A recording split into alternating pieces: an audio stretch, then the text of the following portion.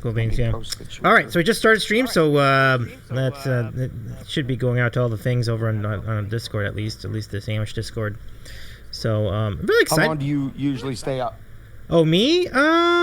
Yeah. I mean, we get anywhere between 90 minutes and 2 hours. We can play it by ear, whatever you feel comfortable with. Cool. Like, I'm good with like any amount. We've worked with all sorts of different time lengths. Like I've done an hour show. Some of them have been longer, so it just depends. It's whatever. We'll feel it out, I guess. But yeah, I'm free, so cool. However long you want. I love it. Have you done any other interviews in recent vintage? I guess I haven't done any recently, although this next couple weeks is busy because I gotcha. I'm here with you, and then I'm talking with Kev Monday, and then I'm talking with Island Vibing in a couple weeks. Oh, they're great. For Both the first time. Yeah. And but yeah, I don't think I did. And I guess I did Code Names. Okay. With Tim a couple weeks ago. Yeah, Kevin's a good interviewer too. Like I was watching some of his spots with other folks from Twitch music. Like he's really good at that sort of thing. And it's nice that you got to see him in person too. Like when you did the tour of Toronto, that was pretty cool. Oh, it was great. Yeah, that was. It's still like a dream. I got to see PJ that same. Really? PJ, what's good, my friend? I didn't realize. So we're talking live now, right? Yeah. We just started. I thought, okay, all right, sweet. We had the sandwich thing on, so I was assuming that the audio wasn't there. But a good thing I wasn't talking shit about Peach. Could have happened. How you doing, my friend? How you doing, PJ? Yeah, PJ was there with us in the bunker. That was a really, really cool evening. Got to go out to I officially tried poutine. Oh, there you go. There you go. And like a Greasy Spoon diner in Toronto. Nice. What do you think? Yeah, it was good. Cool. Really good. Oh man, I love it. Learned what a banquet burger was. Wait, seriously, I have heard the name. What is it? It's really just a bacon cheeseburger. Oh. But Canadians call them banquet burgers. Oh, interesting. Okay. Yeah. Sounds good though. Right, Peach? Is that? Yeah. PJ says, "Please talk shit about me." Yeah. Good times. Yeah. Let me see. So, yeah. Good deal. PJ says, not even sure why we call them banquet burgers. Well, I mean, I can't speak to that. It's all good. Yeah. Spoon is here. Welcome in, Spoon. Nice to meet you. We met a little bit on the Discord and hey, Spoon. HumanJuke's Discord. It's good to see you. How you doing?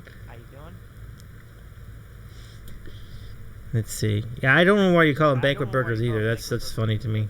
It's really funny. Of course. Yeah, here's Spoon was getting in the mood for the show. Spoon went out and he started making a sandwich as well to eat alongside the rest of us. So that's very kind of gesture on your part. Good times. That sandwich is awesome. Nice. Love it. Yeah. I mean, so Danny, you've been on 2 years now? Like, I think you started at some point in 2020. I started in, I guess my first streams were in April of 2020. Mm-hmm. So, yeah, we are in the midst of year 3. Wow. Yeah. Wow. Well, we'll talk about some of the improvements and changes in the juke joint since then. I mean, we should probably get into this on the air. I think this coming up screen should probably move into the actual show part of the show. So let me go ahead and get started here. It's so great to have you back, though, Danny. You're a good friend. We're a good friend of this program. I appreciate you so much being a part of this. Missed you. Oh, I was so excited about coming back. Yeah, 100%. I mean, as if I need another excuse to I hear it. Word up. make an epic sandwich. Yeah. And, I had a hard time coming up with one and then I came up with 2, and I couldn't choose. Oh my goodness, you can have 2? Oh, pump it up! I love it. No. I only made 1 Oh, because okay. I like my T-shirt says. We go hard. we go hard. So like if I'm doing something, it's a production, as opposed to. And I'm sorry, I'm just trying to post your live. Oh, no worries. Take your time, folks. Let me just say hello to all of you here in chat. It's nice to catch you here tonight. I'm Davey. I'm the host of the Sandwich Show. I eat sandwiches certainly, and it's a variety show we do. And it's time for another interview. We interview a lot of cool people from Twitch. And tonight we're hanging out with our good friend Danny K. Let's go say hi to our friend Danny. It's been a minute. How you doing, Danny? What's new with you? What's up?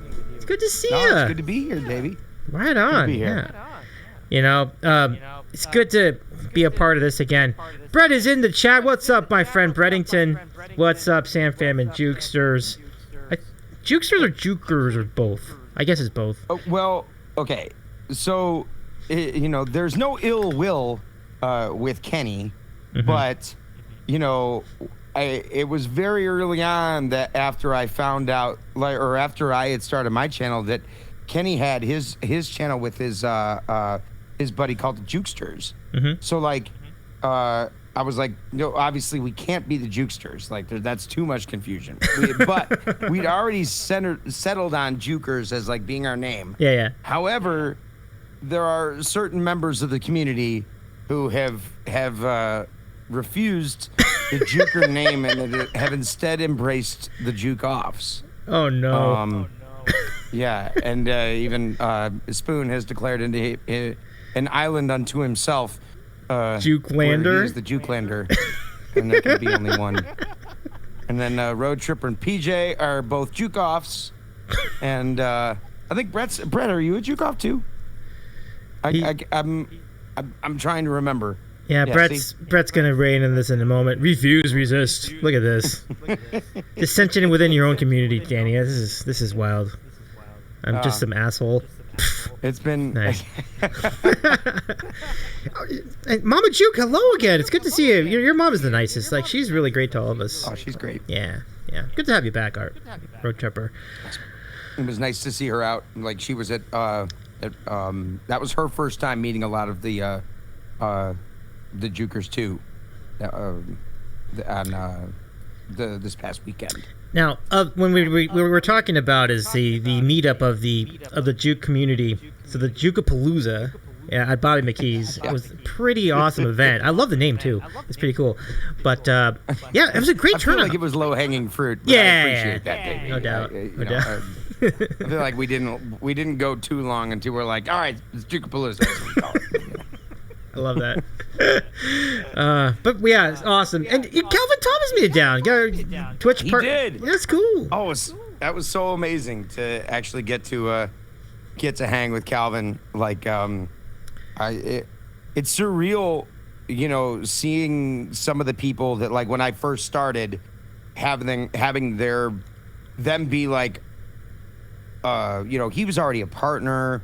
And, he was having good numbers, and he had such a welcoming community, and, it was all just functioning. And I knew nothing about, like, anything when I discovered him as far as Twitch goes.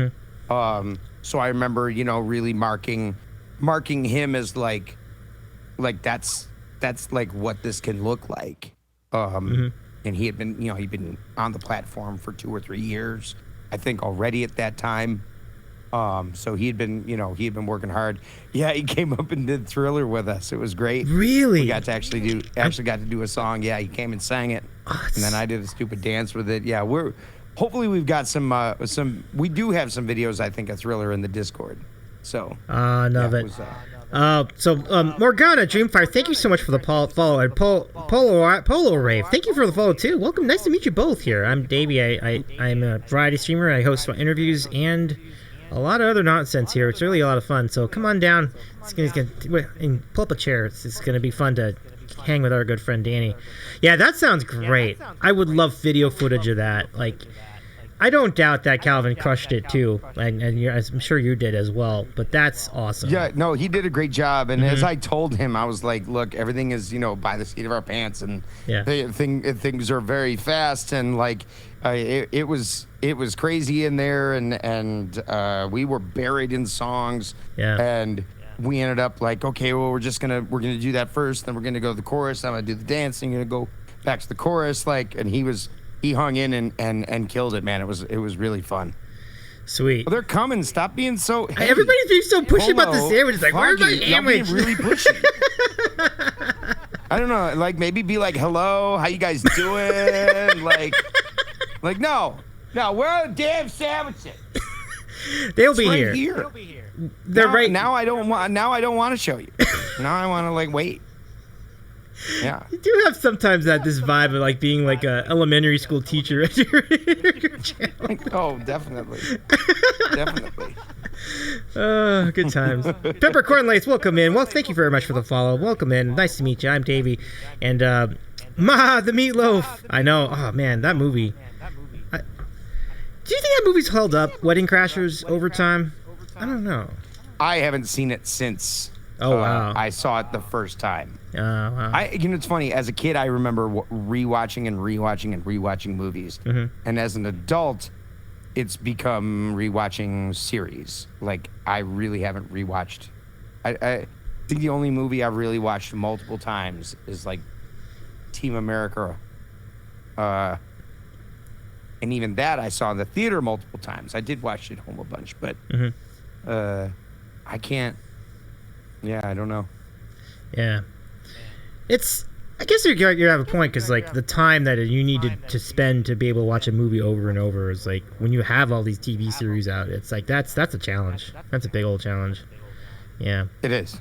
Yeah, it is for sure. Now Brett says it's a little problematic in areas, but I let it go. Right, word up. And Spoon says it's aged poorly. I wouldn't know. Like you said, I don't think I've seen it since like 2008. It's been a while. I think most comedy has to be viewed through the lens of the time. Yeah. Like there's some that's timeless, but like in a lot of ways, like you can't. It's really hard to go back for things, even things that were like the funniest at the time. People at the top of their game, like. At the time, and now, it's 20 years later, it's easy to go, that's true. That's true. It always has to be kind of that way. Yeah, I gotcha. King, welcome in. How you doing? King Dembreaker. Nice to see it has arrived to be settled into the grilled cheese corner. There'll be cheese involved in this episode tonight. I can tell you that. I don't know if you're a sandwiches cheese, Danny, but I will have cheese in mine, so it'll be good. Well, I mean, look. I know that we can come, and as soon as I say this, chat will give me every example of why I'm wrong, and that's fine. Go ahead and do it, chat. I love you anyways. However, you'll be hard pressed to convince me of a vast number of sandwiches that are great that don't involve cheese in some way. I mean, like I can think of like peanut butter jelly. I get that. But for the most part, if there's meat on it, I probably gotta have this cheese. Period. I was gonna say pastrami, but then there's a Reuben which has cheese, so there is that. Or there's the Rachel which has cheese. You could say. Yeah, I see. I would put cheese on it. Like really? Yeah. Okay. Yeah. Would you put cheese on a brisket sandwich? That might be the one that you don't. Depends on if I had it. I mean, like, maybe. It definitely you could deal with it without, like, especially if it was real saucy. Yeah. But if I could put like a good cheddar cheese on a brisket sandwich, I would probably do that. So I think it depends on what kind of brisket sandwich. Like if it has a lot of barbecue sauce, I don't know. But if it's just plain, maybe. Yeah, I could see it. I can see it with cheddar. Cheddar would probably be the one. Road Tripper says mozzarella. Yeah. Your mom says mozzarella. Not head cheese is like peach. Yeah. Like if I'm at Arby's, like I can't get the regular Arby's sandwich. I have to get the interesting. The you have beef and cheddar? Yeah. There's a place for both. But this is an interesting observation. I dig it. Brett says I'm not cheese slut, but I don't put cheese in a Nashville hot chicken sandwich. Okay, that's a good one. I don't know if I would put cheese on. I agree. But I would also like mayo or some other creamy substitute, like an aioli or something. I don't like. Yeah. Okay.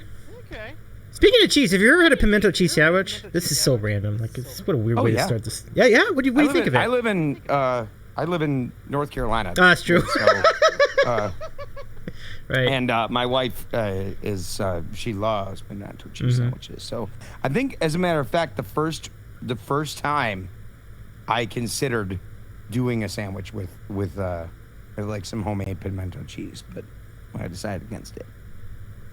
Cool. Yeah. I think I might have had it once.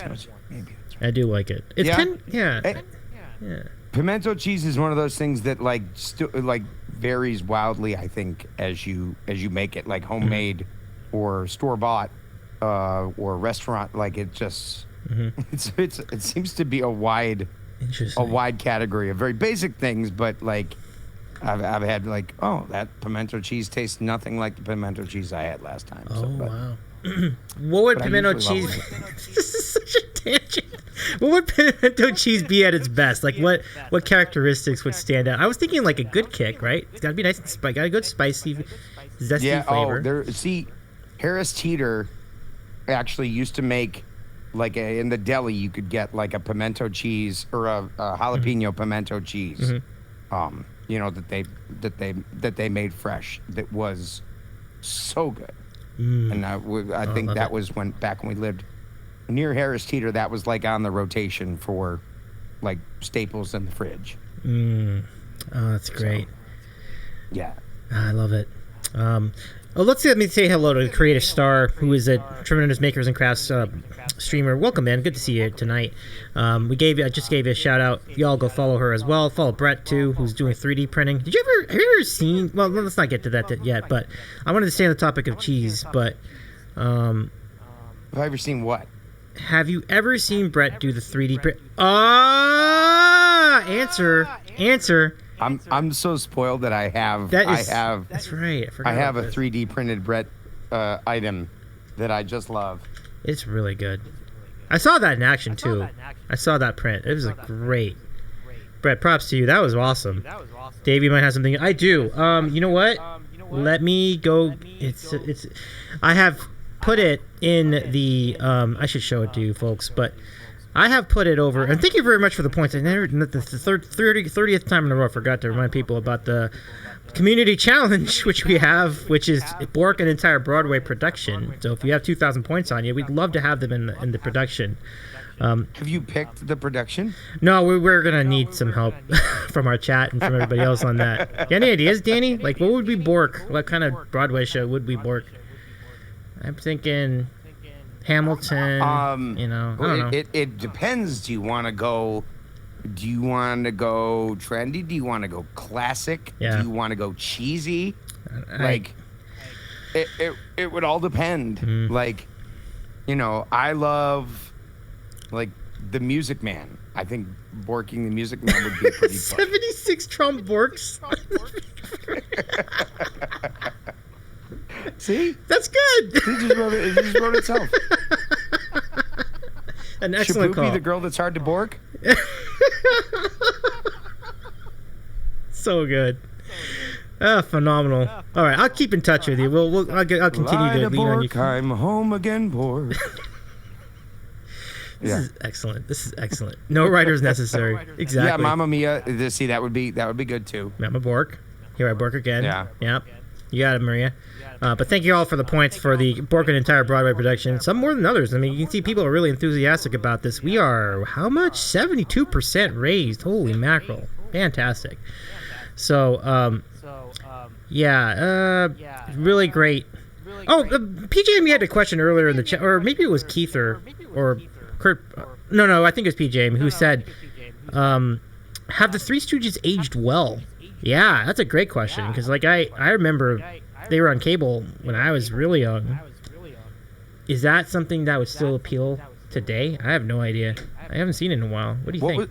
What was the question? Well, the Three Stooges, like that was like it was all over cable back in the day, you know? Yeah. I don't know. I mean, yeah. Honestly, I'd have to watch some of it to get a little more context. Like, I mean, certainly it was more just like slapstick, that they were, but I don't know how problematic it might be, right? Which is funny if you're into that sort of thing. Like, I think. Polaroids, they're all dead. Yes, well, this is true. Yeah. Yeah, I don't really see controversy. I don't think they'd get canceled. It's just like, is it interesting for people these days? It's very rudimentary humor. Oh yeah, I don't think it would go. I mean, they remade one not that long ago, and it was a big problem, right? Wow. Like, it was super difficult. And really? I say not that long ago, but I feel like it was maybe 15 years or something like that. I But, mean, I guess. I mean, I would like to think kids are smarter than that, but I guess that makes sense, PJ, yeah. Like Warner Brothers cartoons, we probably worry about kids imitating them and getting hurt. That's fair. That's all they had. Did Red Skeleton age well?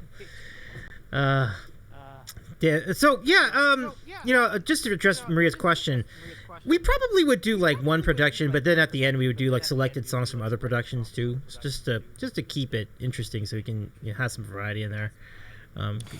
Honestly, Polar Rave, I really want to do a Super Juke where I do that with myself, with the green screen, with the split cam. It's actually already a part of a thing I want to do.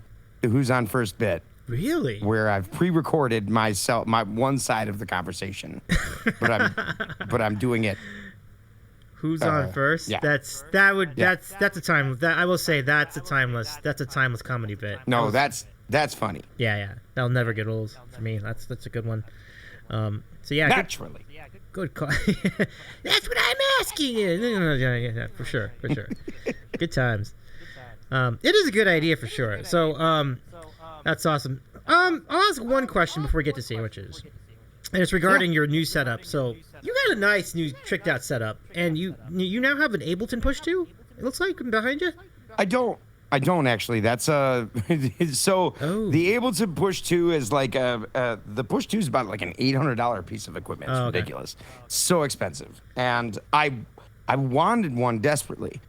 This, I believe, cost me $120. It's what is it called? This is I can't remember what.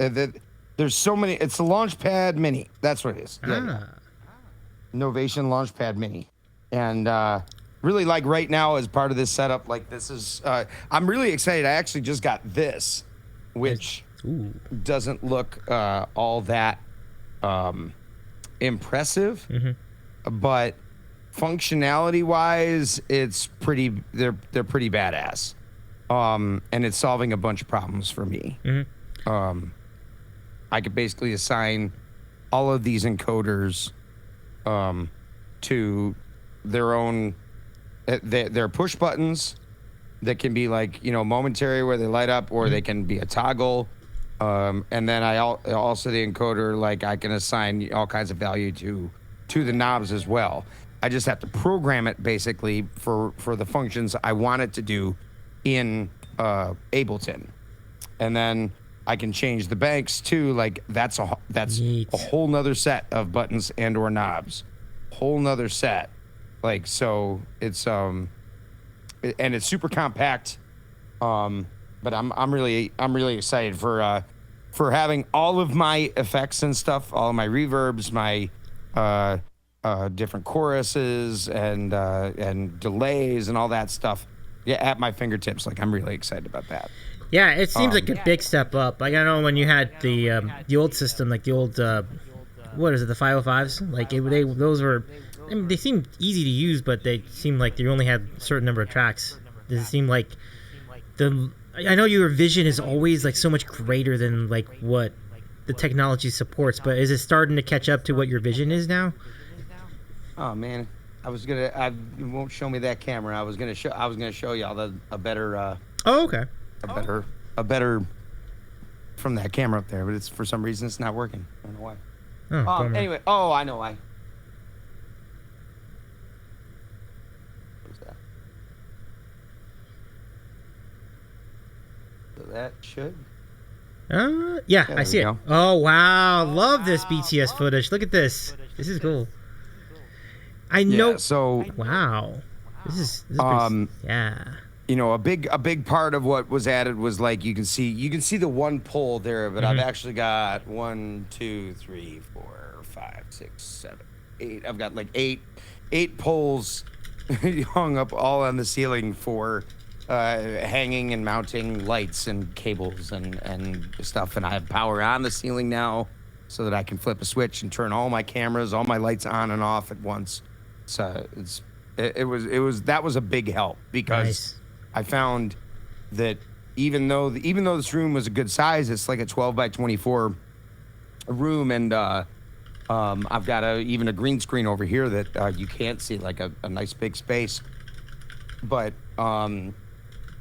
even with that, once you had a couple cameras and a light on a tripod, then moving or rearranging anything was super difficult because those tripods take up really big spaces on the floor. Oh, I see. They transfer, they transfer any sort of, bumping and or stomping. There were so many issues. So that was a big revelation. I was like, no, I'm just gonna make a homemade truss system and put it all up there, and that was a big help. Yeah, that's really cool. I know there was a lot of work that went into it. I saw the updates on Discord, and it was like quite a project. But what a reward too. That's really cool that it worked out. Yeah. No, I'm happy with it, and I tell you, I don't know. I'm still now figuring out exactly how this is still not quite right here. This is still not quite right. It's worked so far, but I was online today searching for custom keyboard racks and production desks, because yeah, I'm just never happy. I was just gonna say the same thing. Like Danny K, always thinking. That's always my thought. Like when it comes to how you set up your system and how you're always continuing to tweak things, but it's a good mark. For better or worse. Yeah. Yeah. Good and bad. True. Yeah. All right, so I got a surprise to show you all as well, in addition to the sandwich. But let's go ahead and start our staple of the show. You do. The people have waited long enough.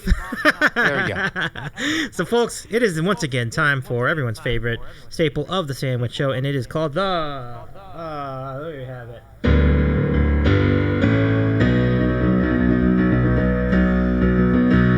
The sandwich of the week, and we have it back. Let's swing it back to our friend Danny K. Did you enjoy that? I'm glad you liked that. That was brilliant. Thank you. That was brilliant. The gravitas, and I'm very impressed. Thank you, Danny. Well, let's go bring it to you, and let's see what your sandwich is tonight. So, it's really a sandwich that's based on a dish. Okay. So, as everyone who's ever seen or who's been in my streaming up, especially the ones with Risky Biscuit, we talk about croissants an awful lot. So this is a chicken cordon bleu sandwich. Ooh. Let me see if I can get it. There we go. Looks good. Oh my goodness. On a toasted croissant, a little bit of melted Swiss cheese in there, and then some spicy brown Engelhofer mustard. A plus. That's good. That's really awesome. Kurt Bicker, I just want to say hello to you as well. Thank you very much for joining us tonight. It's nice to see you again. Let me go show you what my sandwich is, and then I'll give it to you for a few seconds while I go grab my extra surprise. It's related to your 3D print, but first... Oh, cool. Yeah. So here's what I rounded up tonight. I went to the store, gathered some ingredients. I got some meatballs from the deli and made my own meatball sub. I've been trying to do this for a while. This looks really good. Heck yeah. Yeah. That was my first thought. Was like, man, I could really go for a meatball sandwich. What an excuse than that. And I didn't end up following through with it. So I'm glad I didn't. That looks delicious. Oh, thanks. Yours is too. That looks awesome. Hey, look who's here. It's Kayar Acoustic. What's going on? You're hanging out with him a little bit. Hey. Yeah. Come on, Kayar. How you doing, bud? Lime's here too. Hello, Lime. Welcome back. Good to see you. Give a shout out to KR here. KR is about to do something pretty wild. And I don't know if you've ever done a 24-hour stream. Yeah, tomorrow night. So check out KR Acoustic tomorrow night. 10 Eastern is when it starts. That's wild, my friend. But I think I know who I'll be rating tomorrow evening then. Nice. Perfect. Yeah. Perfect. Yeah. And you might... You didn't have to bring that up. We sure did. I saw those sexy abs in that right? Wait, let me go pick this up. This is great. In that ad, I saw some sexy abs too. That ad is something. Hold on. I am not about to go the rest of the stream and not show this on stream. Like, this is too good not to reveal. Oh, too good. What do we have here? Hey, Dahlia's here. What's going on, Black Dahlia? Well, come on in. Wow, welcome in. But first, before I do the rate song, I do want to show this to everybody because it's just too good not. Now look, folks. Okay, hold on. Let me just do a couple of things here. But Dahlia, welcome in. Thank you so much for the raid. Just gonna switch this guy over. Oh, not that. Oh my God. Sorry, Danny. Wrong thing. This one. There we go. Just doxed all of us. Yeah, you're. Look at that. Your head your head seems like it larger than when I last saw you. I mean, everything else looks normal, but your head looks like inflated, literally. You gotta love all the features of this show. Free parking, farts by Zach. I mean, this is where it's at. Like, yeah. This is. I was like, I would come, but where am I gonna park? He put that worry to rest real quick. Absolutely. It's a game changer. Now I'm gonna come. Like, I was like, I didn't want to deal with Uber. Free parking. Yeah, it makes it easy. Folks, Black Dahlia. Let's say hello to Black Dahlia. Let's do the rate song, everybody. Hold on, let me get this mic over here first.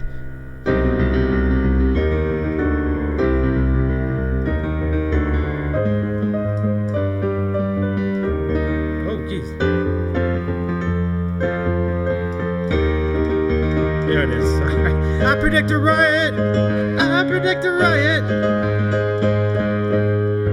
Oof, sorry guys. But Black Dahlia, welcome in. Can we give Black Dahlia a shout out in the chat? He's a great variety streamer. Plays all sorts of cool games on stream.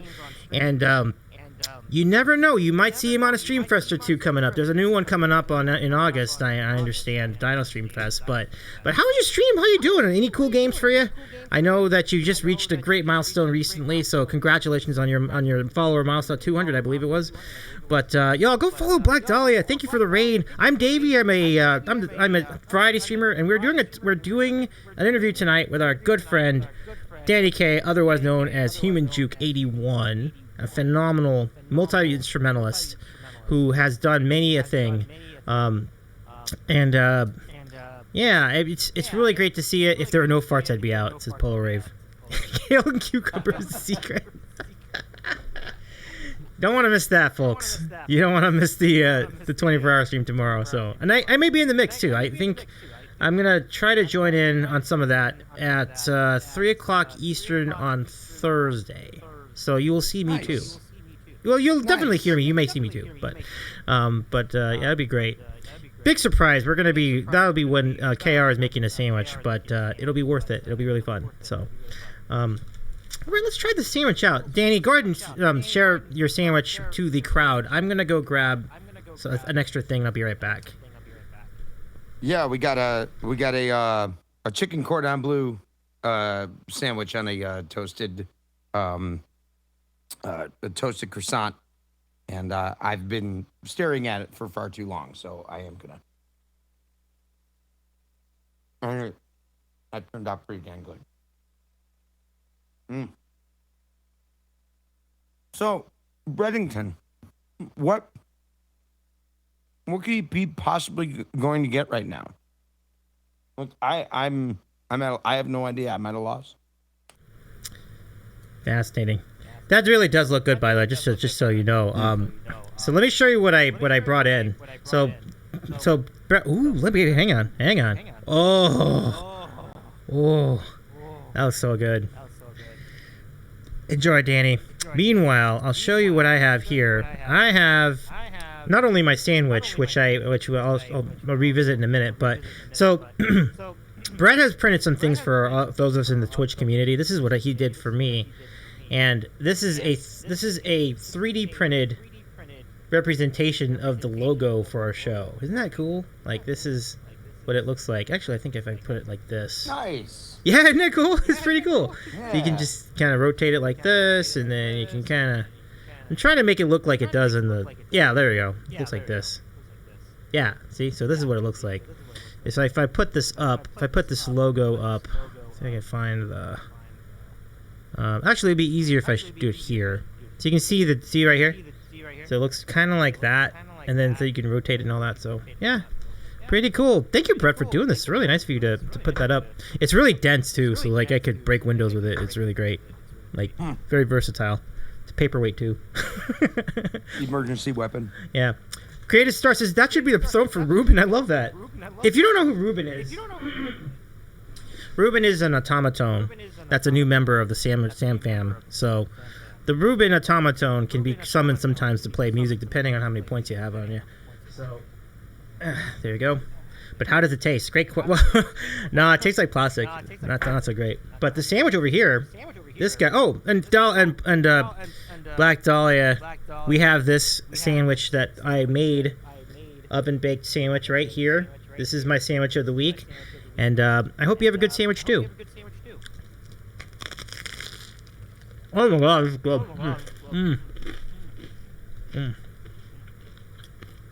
Green guy, what's going on? Good to see you. GG, man. That's a big boy. Can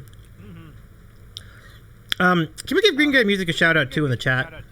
Boy, what an incredible! It's great to see you. Now he's a really good loop. He's a good musician. I'm going to be hopefully meeting him in a couple days. He'll be in the area, so. Cool. And. Oh, wow. Okay, we can do that. Danny, please enjoy your sandwich some more. So, this is our newest redeem. This is called Furniture Catalog Snarking. So I got this giant catalog in the mail. I didn't even know they still made furniture catalogs in the mail. But I was like, what the hell is this? So what we did was we showed it on a recent stream. And then you just get all this trippy furniture, so...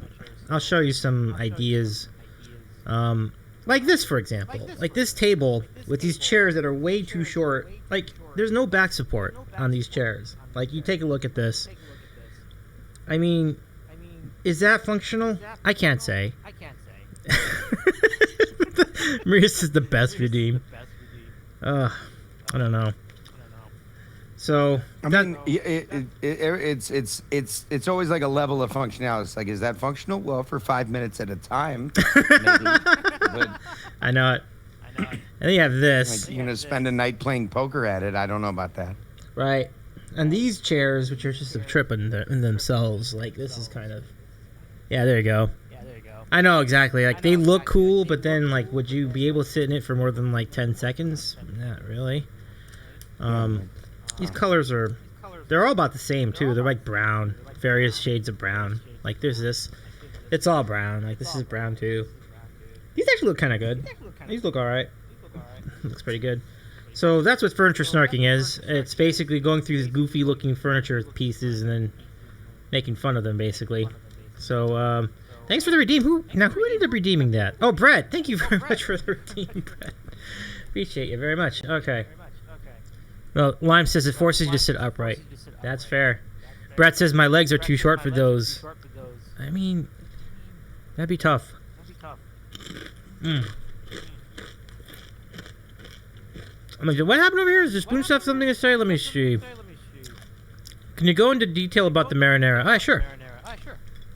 Well, I didn't make it. It looks like it's just a nice regular marinara sauce. I feel like it's yeah, pretty good. I can't say exactly how fresh it is. It's solid. I would probably make better marinara sauce at home, but since it came with the meatballs at the grocery store deli, I thought it was pretty good. Now, after my last move, so Polo said my mom had 2 sofas. She's moved to 4 different states over 25 years, and no one ever sits in them. She just thinks they look nice, so I guess they are functional for that. And I'll be honest, like, my wife was not in great health when we were moving, so I definitely did the lion's share of the packing and the moving. And what I came to realize now that we're here, like it's nothing, like if it does not get used, like nothing is allowed to just sit there and be pretty. I don't care. Like we can't. It doesn't. Well, I moved it all from like 2 different houses, and I'm like, this made 2 moves and it didn't get used in between. I'm done with it. So we've actually gotten rid of a lot of stuff. A lot of stuff where that's like, oh, well, we're going to use it at some point. No, it's still good. Yeah. It's only 24 hours a day, and I can't keep up with all the things that I have to do, let alone, repairs on this chair that I've lugged from 3 different houses that, No, it needs this. I stand with you on that one. It's got to work. It's got to be useful. It's got to be comfortable. Like, isn't that the whole purpose? Yeah. For me, I feel like that's the purpose of furniture. It's not aesthetic as much as it's just like, eventually you have to sit on it. You have to lie on it. You have to eat on it, No, that's... And if there's one thing that can go, it's the looks. Like...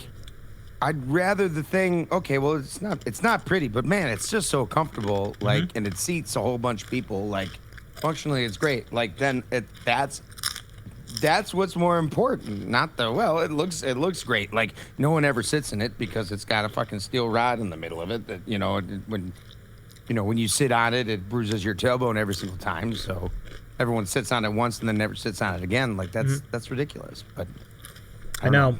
Some people have enough money that they can spend it on things to just look at and not actually use.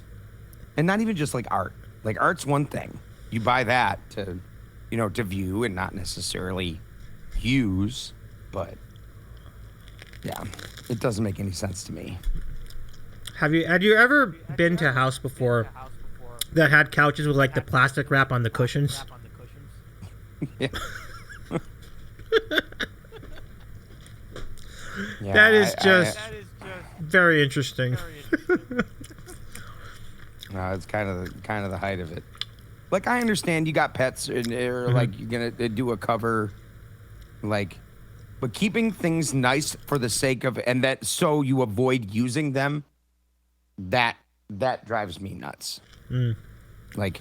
No, we can't use that thing for what we're supposed to because it's got to stay nice. Like, who cares if it's nice if you're not using it? Isn't the point to use for the function it's used for? Not to just, like, stare at it and be like, oh, that looks nice. Like, I don't know. I would rather overlook dirt and stains for something that was comfortable. But, yeah, that's true. I think the net benefit of your comfort level with a bed particular, like I think a bed and a chair, those are the biggest ones for me. Yeah. I mean, yeah, I mean, everyone in chat seems to be on the same page. Like, Polar Rich says, agreed, but my mom comes over and comments on Frank Furniture, so. And Spoon says, what is the point? Yeah. Look, I listen, my mom's got pretty good taste. She generally leaves us alone. Like, I think she, you know, with our taste, my mom's not bad, but I know I have other family members that are not quite as, you know, like to let you know what they think of your thing. Oh. Yeah, well, you know. Yeah, we know how that is. Yeah, I got you. Polar, Christy says, Christy Lou, welcome in. How nice to meet you. Having a whole room of furniture that's just for show. Oh God, I lived that. I remember being that room was just like the one where you just look at it. It's like, I mean, it must be nice to have an extra room that you can just throw away just to have stuff sitting there and you can't actually use it. Yeah. Right. Let's see. Creative Star says, how many channel points? Yeah. Just have a redeem to like have a streamer tell your parents the things that you can't. Oh, so wow. You know, Davey's got to call mom and like, you know, break the news that you never did graduate from college actually, or yeah, that her plastic covered sofa is really, really tacky. Mm-hmm. Like, just that's true though. 100,000 channel points. That's kind of nice though, because like you kind of takes the pressure off of you doing it. Because then if somebody else from the channel does it, like that seems like a decent idea. Yeah, it's totally. I mean, heck, yeah. Maybe you know, just like a voice changer. Just you can do it on the mixer, right? You can go. Yeah, no, I totally can. Yeah. Yeah. Hey, Carla, welcome in. What's going on? Hey, bippity boppity zippity zop. Welcome in to another raid. Welcome in. Good to see you. Wow, that was impressive. Not only the raid, but the fact that you said it without stumbling over it in the least. That's it. Thank you, Danny. I really appreciate that because the first time I saw this is actually the second time our friend has been in the chat. The first time I was stumbling all over the word, so I think I got lucky this time, but thank you, Dan. That's really nice of you to say. Welcome, man. Welcome. Nailed it. Thank you. I was like, I don't think I can say that, and then you said it as fast as you possibly could. See, I couldn't even do it. I know. This is too loud. Holy shit. Okay. There we go.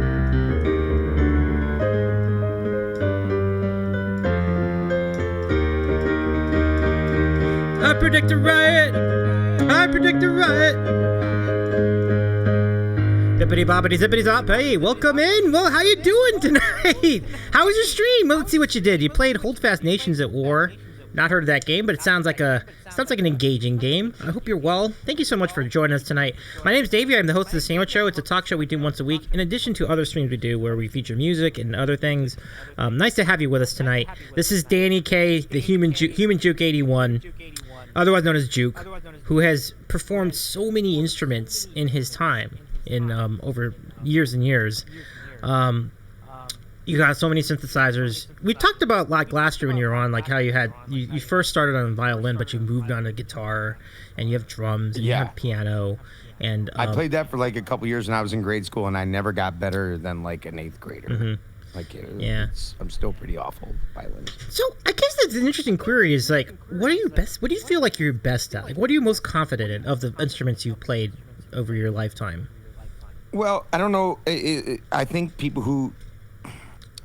a lot of people who don't necessarily play instruments when you say like you're a vocalist, they're like, yeah, okay, well that's great, but I think that's what I consider that I have the most miles on and the most range on. That's certainly the thing I've done the most. That every instrument I've ever learned, especially past violin, the ones I've really taught myself have all been like just to accompany myself, so I had something to sing along with. So I would say generally I'm a singer first. Okay. Then probably piano, then probably drums, and then probably all the other. Okay. Okay. I play a little bit of a lot of other instruments, like very badly. Mm-hmm. Like I'm a barely guitarist. I can play a couple songs, but man, my fingers hurt so bad when I get done with like one, two. tell you, So it's like, okay, I'll play that next week. You had me convinced, though. I know. Remember Matt Suarez was in studio, and it was a jam. I loved it. I thought it was pretty good. Yeah. Good time. Yeah, it was fun. Actually, Logan took the first guitar I bought. Logan was here in the juke joint yesterday. Logan Daniels from Risky Biscuit Band, and he took my acoustic and an electric I have to take him to his luthier in Atlanta, which I'm gonna pick up when I go back to stream with them later on in August. So I'll be getting my guitar back and playing that on stream for like really the first time. That particular guitar, I'm excited about that. That's pretty sweet. Speaking, so I know you've been pals with the Risky Biscuit Band for quite a while, and I know you're there a lot. I know they're at your place a lot, as you just mentioned. So yeah, I'm there once a month, one weekend a month. That's great. I mean, how did you each find each other? I think this is a question I've never thought to ask like before. I mean, really, just Twitch. Like I think I found them and was like, right off the bat, they were just pretty slick, and they were obviously musicians first who, came to the platform because they had to, but also like it sounded great, and it was already, even just a couple months in, it was like just slick. Had just a slickness to it, and also was not just like, oh, I'm just gonna play songs, like just bantered. It was a fun hang, and I just remembered seeing it and being like, that's like they're doing the thing I want to do, and they were only a couple months, I think, ahead of me, but already they had a couple people who could delegate and take different aspects of it. So they had definitely jumped off to an early and found some really great early success. I just remember going in there being like, that's what I want to do. Yeah. And these guys are just like me. They were screwed, and they jumped in with both feet, and I remember hanging out in the stream a couple times, and then they ended up raiding me. And I think they used to have like hangs in their Discord, like after shows sometimes. So I used to go and hang out to some of those, and then was like, every couple days a week I would talk with Justin, and then I would talk with Logan just about everything. And I have had so many conversations with so many streamers, but none more so than those two guys. Just because I feel like we were coming at it from a very similar spot, and scratching our heads, being like, man, how are you dealing with this? Like, how do we fix that? Like, or what are you doing when this happens? Or how are you getting around this? Or how are you routing your audio with this? So you're using Ableton with this. Like, it was just so many ways we could both help each other. So I love that. Yeah, and it's really cool to see that so many shared experience. It really shows when you all are on stream, whether it's at the Juke joint or whether it's at, I don't know what they call their studio. I guess the Biscuit studio. Well, when you're over there with them in Atlanta, either way. But it's cool, man. It's very cool. It's cool to see that, and I like that as a regular thing. That's nice. Like, it's good cross promotion for both channels. Like, it's really neat to see that. Yeah. And there's a rapport there. And I think as we're all moving forward, like, it's easier to make plans too, and to like, it's easy to feel like you're alone as a streamer. Even with a community as big as Twitch is, even with as many streamers as you do connect with, at the end of the day, like, really having somebody who who you feel like is grinding right next to, even if it isn't on your channel, but is going through all the same stuff, is really really valuable.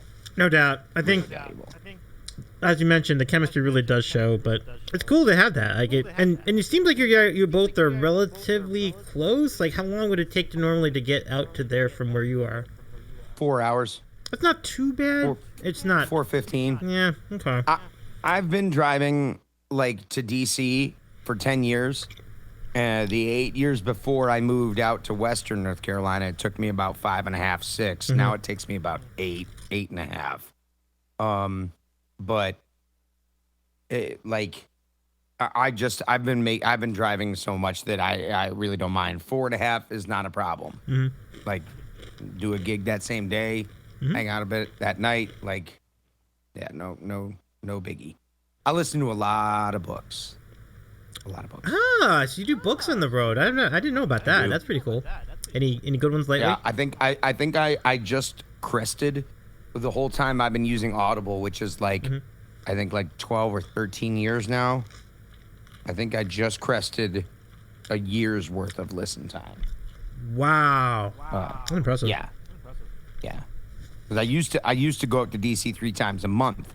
So right then that was all probably about 40 hours worth, 36 hours worth a month just in that DC drive time. And then I would do a whole bunch of then I started listening to go to sleep, put on the sleep timer.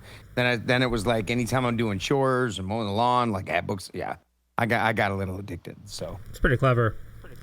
Yeah. And I think it's really cool to immerse yourself in literature, as opposed to podcasts, which are good. I mean, they're informational. They're really useful. But books are definitely it really lets you tap into. I'm assuming these are fictional books, or are they nonfiction? I'm almost exclusively fictional. I've listened to a few nonfiction, and nonfiction are fine if I'm not trying to stay awake. If I'm tired, nonfiction just usually puts me more to sleep. I like being invested a little more in a story that keeps me wanting to continue to listen and to see what happens next. And that usually is what transports me, where it's like I'll get to my destination, 8 hours away, and then like sit in the parking lot and wait for the chapter to finish. Even like, I'm not running out of the car. So I see, because it's like obviously doing it.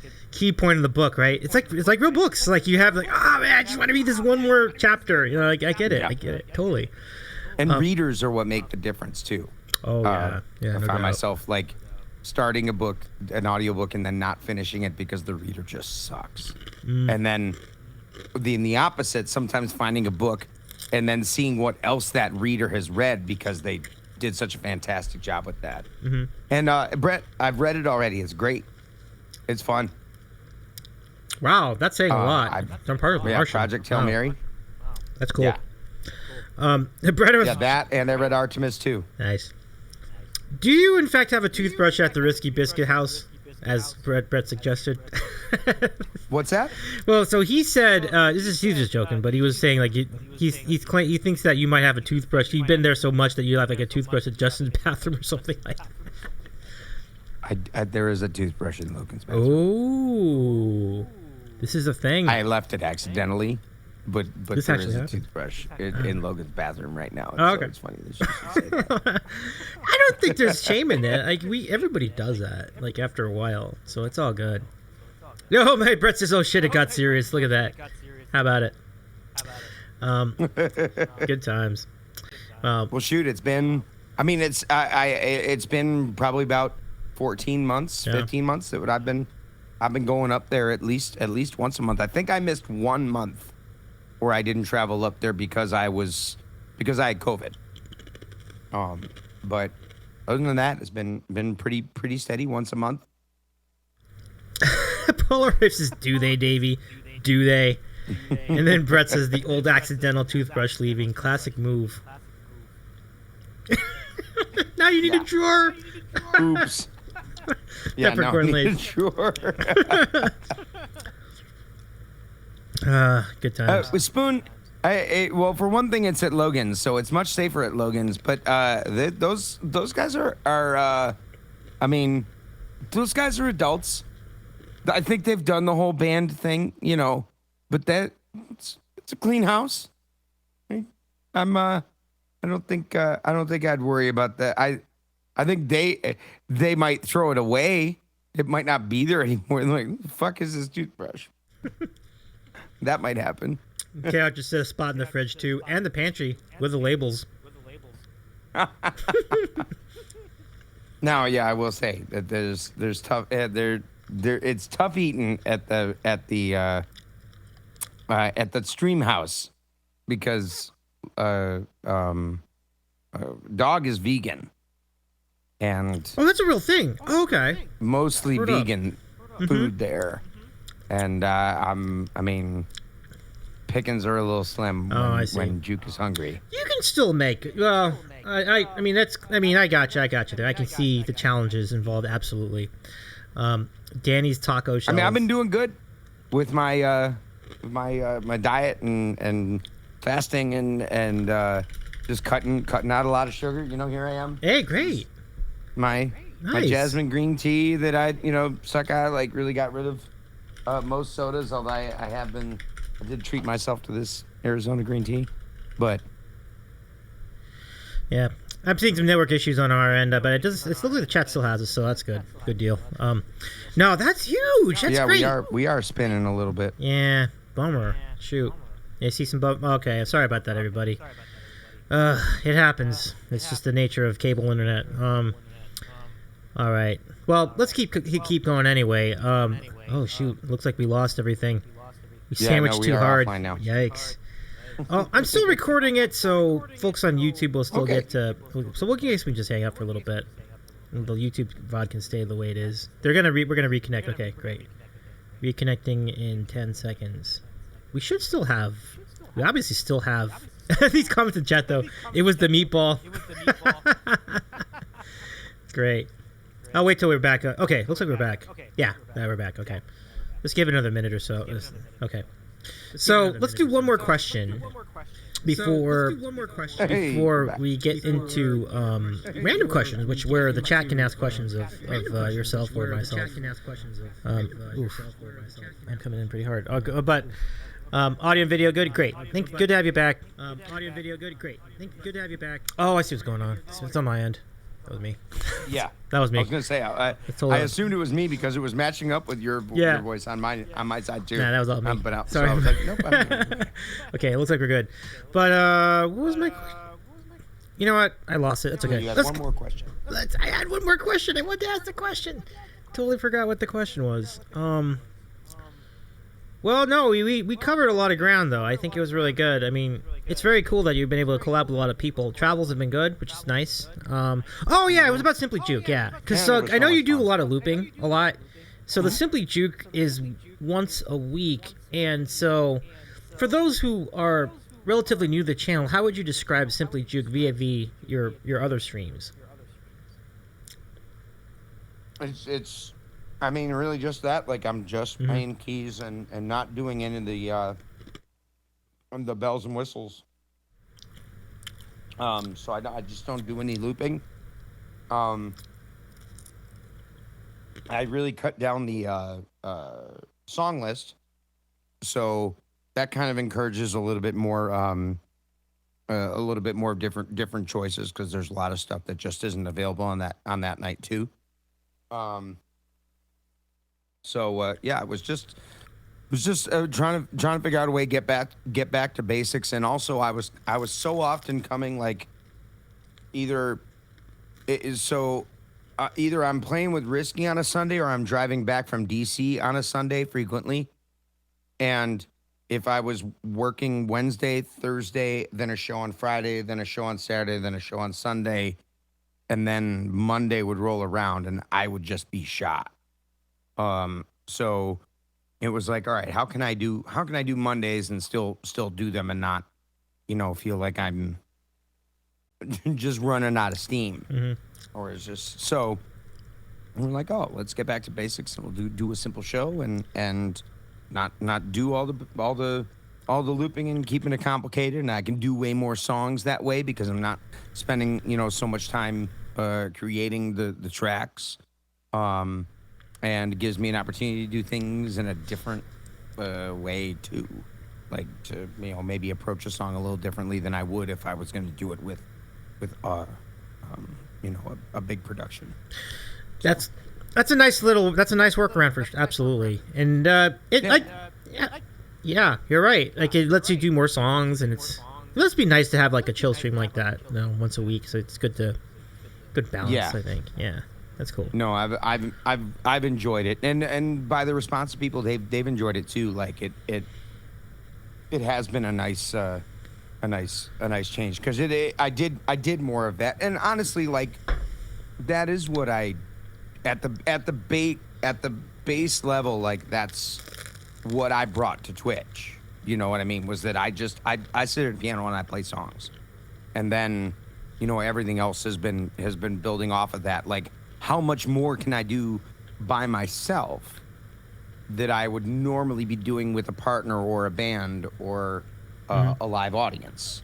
What can I accomplish here, in a studio setting, and still have it be, energetic and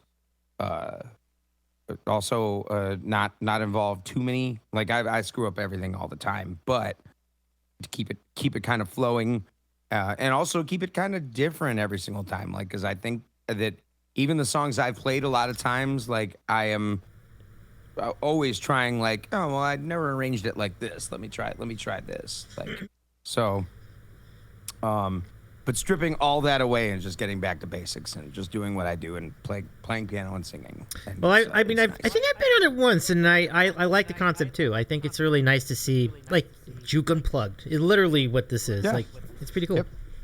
All right, so let's do one redeem, and then we'll go to random questions. Brettington has the starting lineup redeem. You might remember this. I'm not sure, but this is where we take everybody gets a chance to enter the lineup, and I'll announce their name starting lineup basketball style in the arena and everything and all the effects. So if you want to be in the lineup, exclamation point lineup, we'll throw you right in. And I will. I'm kind of feeling a little laid back myself, Danny, and we'll see how this goes. Maybe it'll be a simply Davey lineup. Simply Davey. But please enter your lineup either way. We'd love to announce your name tonight. Let's do the thing. Here we go. Let's go. Oh, wrong button. Yeah, this one. There we go. So I got a new mixer. Now I can do echo on it. Nice. Yeah, so good. Give that smooth, sonorous Davey lineup. Yes. I love the idea. And now, the starting lineup for your Davey's Eating a Sandwich Choo-Choo!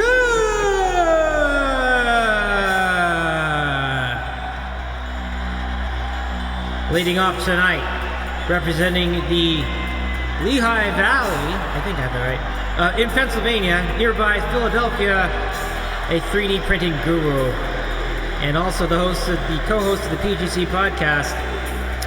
He's our good friend BrettingtonFrothinglosh.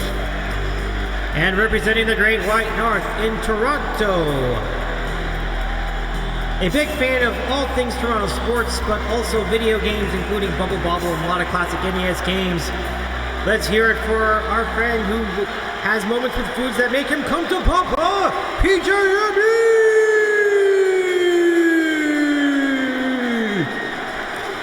And joining us from the Peach State, one of the coolest art makers and craft streamers on the Twitch platform, a good friend of the Sandwich Show, and recently featured in Karaoke Night Volume 6, our summer edition. Give it up for the Creative Store!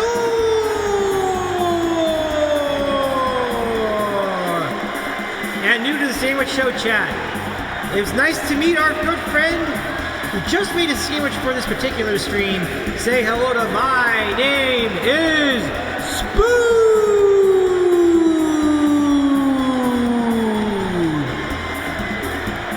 And next in our lineup, one of our Juker friends who gives us good vibes of colder temperatures in the winter. Let's give it up for Polaroid!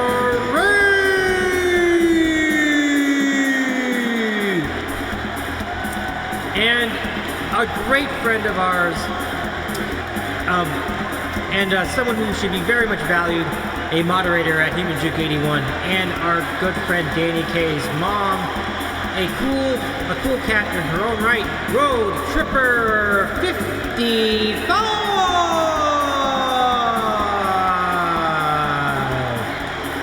And lastly but not least, we are collab guest tonight, representing North Carolina, recently having hosted Juke-a-palooza at Bobby McKey's, a multi-instrumentalist and a frequent collaborator with many other great Twitch musicians, soon heading out west. Let's give it up for Juke, Danny K. I love it. Ladies, gentlemen, and non-binaries, your Davey's eating a sandwich. Sandwich show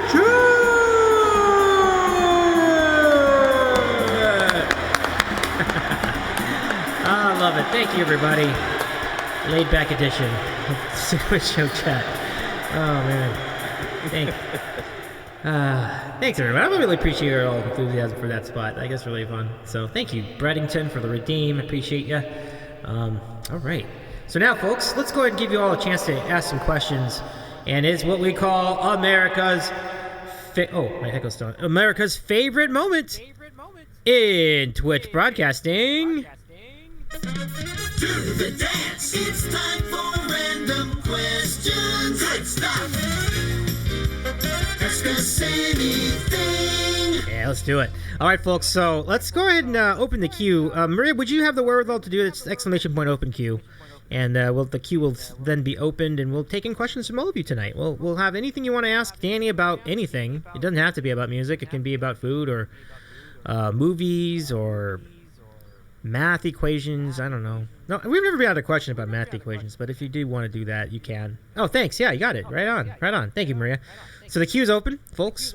Ask away. We'd love to take a question from you about anything. Now, as far as the breakfast question, Danny has expressed very vehemently that he does not like to discriminate between breakfast food, so we will respect those orders and those wishes. Oh.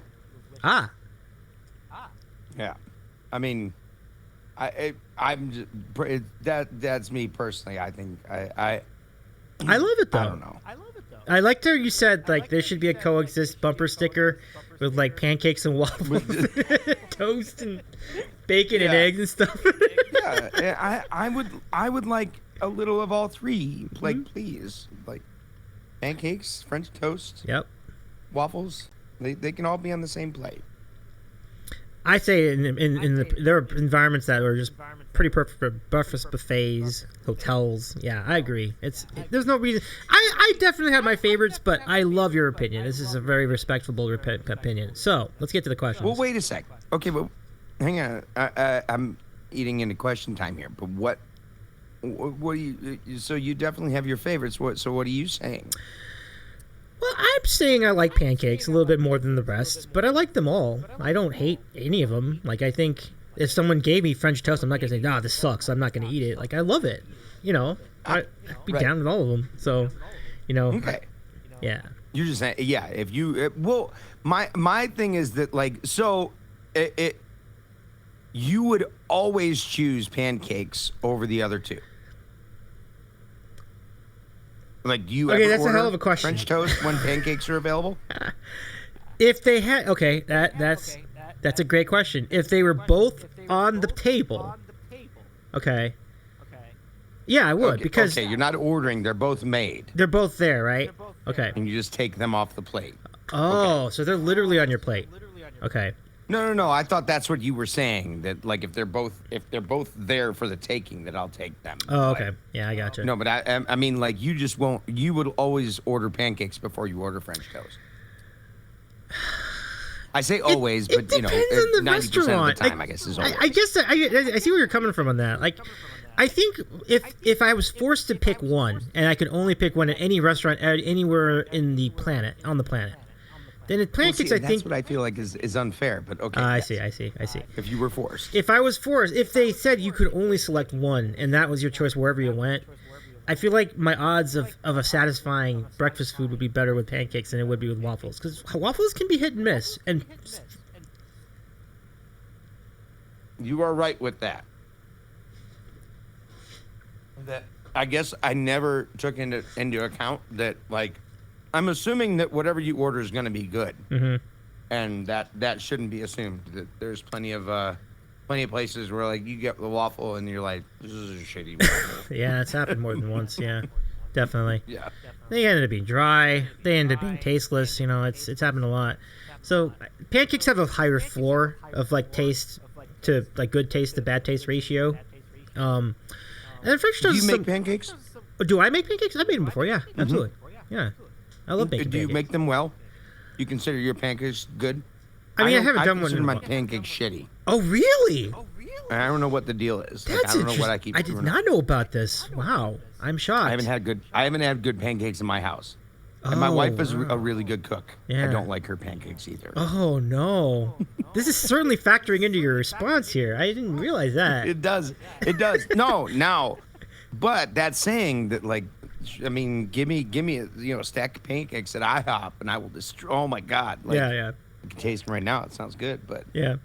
Well, that's what Maria was just asking just a moment ago. Like, if you're at IHOP, what are you getting? And that's, I mean, that at that point, the question is obvious. And like, yeah, you're getting pancakes all the way. I didn't even know if they serve anything Right. else. Like, why would you get anything else? Like I think they have French toast, but that's my choice. I get French toast at IHOP. Oh, you do? Well, no, I mean, I mean, it's a good change up, right? Once in a while, you could get French toast. Yeah. I generally get French toast over pancakes. I think we talked about this. I think we Probably. did, like last year. Yeah. Probably. Wild. But acceptable, because like their French toast is actually pretty good. So it's a completely valid answer. Yeah. And some of the IHOP veers into just straight up dessert because it's like, oh, this is like stuffed French toast. Well, Yeah. all right, now it's like a deep fried like pastry that's got like the richest like cream cheese sugary filling ever. So it's like a donut, really. Just barely breakfast. I feel like it's breakfast on a technicality. I don't know. I see. Yeah, I know what you're saying. Like it's kind of like they do get really decadent with some of these, like a lot of whipped cream and fruit and syrup and chocolate and stuff. I don't know. You can get right out of here with those crepes, though. Uh-oh. That might start, depending on who's in the chat, that could start a conflict. We'll see. But I'm down with most of their sentiments. This is pretty good. Yeah, crepes is kind of an interesting one. It's kind of like, it's not filling enough. That's kind of my read on it, you know. But yeah, I like it. Okay, we got so many questions here. Let's get to it. Let's get them. All right. So the creative star, favorite sandwich. I've answered this before. My favorite sandwich is of Rachel. I think I showed it to you last year when we were doing the spot. So pastrami Reuben, basically. So that's my favorite. So yeah, I think that's what you had. Yeah. So I'm still gonna go with my Monte Cristo. right. It's a good one. That's what I last year we talked about the Bennigan's Monte Cristo and Turkey O'Toole. And I should let me link you all to the VOD from last year. We got it because we have fit photos too, so I'll go look for it and I'll get that to you in the chat. But yeah, great answers, great responses. I remember there's photos of them like, oh, that looks so good. Too bad they're not around anymore. That's what stinks about it. Rip Bennigan's. But okay, but thanks for the question. I almost tried to recreate one today, but I was like, no, like you got a lot going on, man. Like, Yeah. I know I would have just screwed it up. I was like, let me just hit something that I know I can do. Solid double. The sandwich show. You know, Right on. Yeah, no, I totally get it. Like, so let me see. So anyway, I'll keep looking for that, but let's keep going to the questions. So next up from Brett, Danny, and Davey. Name a popular band musician that is universally loved or liked that you personally cannot stand. Oh boy. Because I know Brett's answer to the question, and it almost caused a war when he brought it up in the chat one time. Wait, So- what was that? So what's a popular band? A band? A really popular band, like or maybe kind of popular band that you actually don't care for. And they're out there. You know, they're definitely bands that everybody loves, everybody knows, and you're just not into them for whatever reason. I do like Dave Matthews Band a lot. I mean, sorry. I like that as an answer because I also don't really. I'm not that big. I'm sorry to say, Danny. I'm not a big Dave Matthews guy myself. I know you are, so that's why I don't want to get too. I don't want to get too. No, look. You're allowed to like that was the other thing that I was saying about the whole thing. You're allowed to like what you like. I'm allowed to like what I like, and we don't have to be mad at each other for liking those things or not liking those things. Yeah, Now, I appreciate you. when I am gonna get pissed off when you tell me that the band that I like sucks. Well, it's fine that it's not for you, Right. But just keep your damn opinion to yourself. I don't care. All right, so now how will you tackle that? I think they're pretty cool, and you got to be okay with that too. So, I am okay with but, that. Yeah, I'm okay with that. But yeah, listen, I think I get why people don't like Dave. Like, I understand that answer too. I mean, so it's funny because I feel like I don't think like I cannot stand Blink-182. Ooh. Like pop punk, that like era grates on me. Wow. So, and I feel like that's not I don't know, popular. U2's a very polarizing one. I enjoy U2. I definitely enjoy the Beatles. Brad's come out of lurk. What's up, Brad? Can we give Brad a shout out? Aaron, welcome in. Brad, Aaron, so glad you make it. Don't worry. No worries about your late arrival. We've been having a great time here. Hope you're doing all right out there. I hope you enjoyed what you were doing earlier. But yeah, this is gonna break Aaron's heart because the emo scene is, and it's a big thing over here too. Like, yeah. Again, it's fine with you. Like, go ahead and like him, Aaron. I'm glad they bring you joy, and that's the awesome thing about music is there's so much out there for all of us. Yeah. To find stuff that we do like, and that we don't have to listen to stuff we don't like. Now, unfortunately for me, it's my job, like as a dueling pianos, to like play, the songs people request, and there's a lot of that stuff that I do not like necessarily, so it's my job. So it unfortunately takes the songs that I already don't like and makes me hate them. But I mean, the only reason I like singing like something like All the Small Things is because I just like singing like the weird way that he sings. Small things. And just like really like really going real hard with like his vocal, his weird styles. And I do that with a lot of artists though. So yeah, sorry. I know you're always gonna break a heart when you say you don't like somebody that other people do. Yeah, this is a question that is very, very, a very delicate question, obviously, for obvious reasons. And I think if I were to answer that, I mentioned Dave Matthews, but I like Bon Jovi. I just kind of like don't love them. I guess that's kind of my thought. But there are a couple songs I do like "Living on a Prayer" is a classic. Like, I'm down with that. Like, that's a great song. And so is there anybody else I could kind of throw in that category? Like, it's really popular. Like, really popular. Yeah, right, Chris. Really.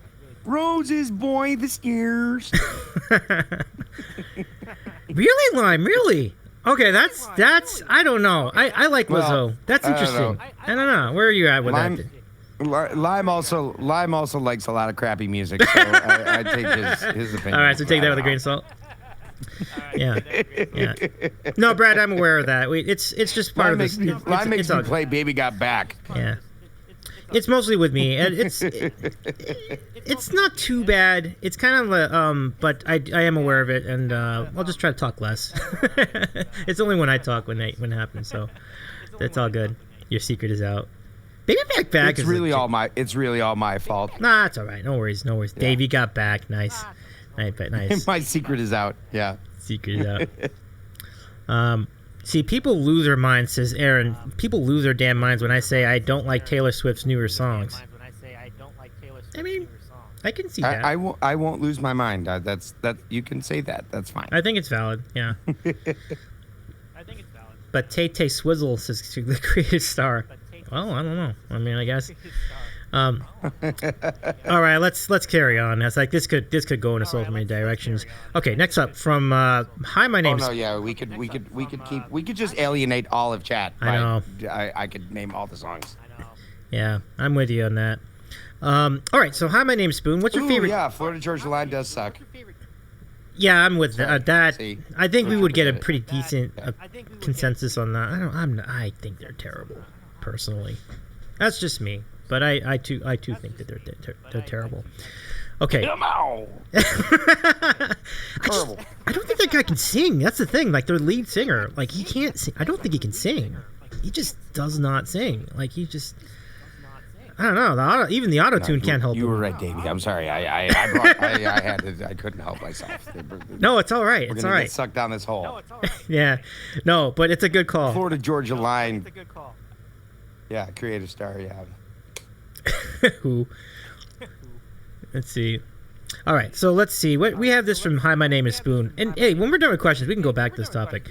So, but the Spoon's question is favorite video game growing up. I think I might know one or two of yours anyway. What was your favorite game growing up? Video game. Oh, man. So, I had my first system, system that I played games on was Commodore 64. Okay. And, I had a game called Beachhead. That was so much fun. That was like 4 different stages. Like, it was like it was like an invasion. Then the second stage was I can't even like. I'm trying to remember. I played it so much, but that was like super early on when I was really young. Super Nintendo was the first system I owned, and like, Mario World and F-Zero, like all the launch games that I played with, I played the hell out of. But I think Super Punch-Out is one of the ones that I really remember just putting so much time in and just being endlessly entertained by. So There's a good that's one. what I'll go with. Super Punch-Out. Super Punch-Out was an awesome not game. NES, but on the Super Nintendo, yeah. But it's definitely was a setup. Ooh, I mean, Space Taxi. Hey, taxi. Pad 9, please. oh, is that the game? first It's a fun one. text to speech? Yeah, PJ mentioned Space Taxi Space on the Taxi. Commodore. Nice. Brett says Oh, heck Choplifter. yeah, Choplifter was fun. Yep. Yeah, that you talk about a sneaky good system, or maybe not even that sneaky. Commodore was like the thing. A lot of great games on there. I had so many, and I literally just threw it. I just threw it away last week because it fell into the category of, are you ever going to use it? Are you just keeping because it has some place in your heart, like where someday you might set it up somewhere? Like, no, I did. I set it up once, like 5 or 6 years ago. Played games for like a week and was like, wow, this was cool. Now it's a mess. Let me box it all back up and put it away again. And then there it sat for another 5 years, like, just sitting there. So Gotcha. Yeah. And it's tough to find time to play games like that anyway. So I understand. there's lots of other games. Yeah. Crap. Yeah, that's true. Yeah. Peach says, I love my Commodore Amiga 500. Yeah, that was a great system back in the day. Yeah. Great computer. Let's see. That's why I got the 64, because my uncle got the Amiga. So he gave me all his Commodores. Ah, I gotcha. Yeah. Yep. Because like, now, correct me if I'm wrong. Were they backwards compatible like Commodore 64 games like the Amiga? No. No, I had it wrong. Well, Okay. I mean, maybe you could play the Commodore games on it, but like, it was such a jump up Yeah. that it was like, why? You know what I mean? That's Like, actually a great question. That's a good point. It's a big jump up. yeah, I remember seeing his games and being like, oh my God, like I didn't know that was possible. And it still wasn't like, I feel like the Amiga was slightly better than a Nintendo's graphics could be, but still, like, was nothing obviously compared to what we're all looking at right now. What we can do on a phone right now. Back in my It's day. so much more comfortable. Like, pinball. Welcome in, pinball. Let's get pinball a shout out. Y'all go follow Pinball Sorcerer too. Pretty cool variety streamer. But he says, I set up my NES to give it a whirl and discovered how unergonomic those controllers are. I think we all remember. We all remember those controllers. They're basically like this. With buttons. Yeah, pretty much. So. Yeah, Road Tripper. Yeah. Wait, which one? Which Uncle? Oh, obviously. No Duck Hunter? No. But I will say a lot of people seem to like Duck Hunt. When I go talking around, when I would talk about Nintendo, people are like, Duck Hunt was my favorite game, which is interesting. I never would have expected it, but. I never had an NES. Oh, right. You went right into. I had to go to other friends. All my friends had them. I was then I got the Super Nintendo, so then it was like that was my first actual cartridge-based system. And did your I didn't have to type load. You had to put the disc in. You had to type load. Quote. Whatever the name of the game is. End quote. Comma 8. Comma 1. Enter. Yeah. It was a whole process. My dad had one when I was very young. Yeah, those were good days. Oh, we got beaned? I got beaned, Danny. And you don't have to do one this time. I'll just do this one myself. Oh, no, I'll do one. You're going to do one? Solidarity. All right. Let's do it. Seems only fair. Well, you're very kind to do that. Let's go start the music. I feel like a lot of people have done it on my behalf when they come here, so it's the least I can do. Yeah. Okay, interesting. And Kayar says, I know someone who has every NES game on their PC. It's actually pretty easy to do that. Like, you just get an emulator and just find the ROMs online. Yeah, you can totally do it. There are 600 some odd games were released for the original NES. But not as many as you'd think. You'd think there were way more. Yeah, these are not challenging. Let me do another one. Well, no, Davy's price is lower because it's just channel points. Yeah. It's way too low. Mine is bits. Mine is bits, Polo. 666 bits for Danny. What edition do you have? I have that's a great question. 6th edition. 6th. Me too. Nice. Look at us staying up to date. The newest one. Oh my god. So I got Booger or Pear. What do you have? I got the Stinky Socks or Tutti Frutti. Oh no. Oh, that's not fun. I can handle this one. The one I can't handle is liver and onions. Ooh, yeah. That was rough. I gag every time, like immediately. I hear you there. The All egg right. is bad. All right. Yeah, you ready? Cheers. Let's do it. Cheers.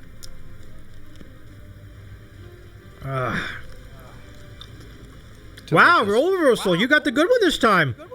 I did. I did not. And to this chat room. I got one good one on Monday. I have been on a really bad streak of nothing but bad beans. No, I'm happy for you. You deserve that. Your run is just as bad as mine. I get all the bad ones. Ooh. Yeah, lately anyway, it's been rough. Booger does not taste good. Ugh. That's the pear or a booger? Mm-hmm. Is what you had? Yeah, and I got the booger. Now I say that that tastes like a certain smell from my childhood. Oh no! Like very specifically. Oh my God. To me it tastes like an action figure used to smell. Do you remember Moss Man? Oh sure. From He-Man? Like to me, every time I taste that, I can think of like that really like rough, like Moss Man figurine and how it smelled like 15 years after it was produced. It still smelled like got that whatever it was. Yeah, I know exactly what you're talking about. I remember these He-Man action figures. I totally remember that.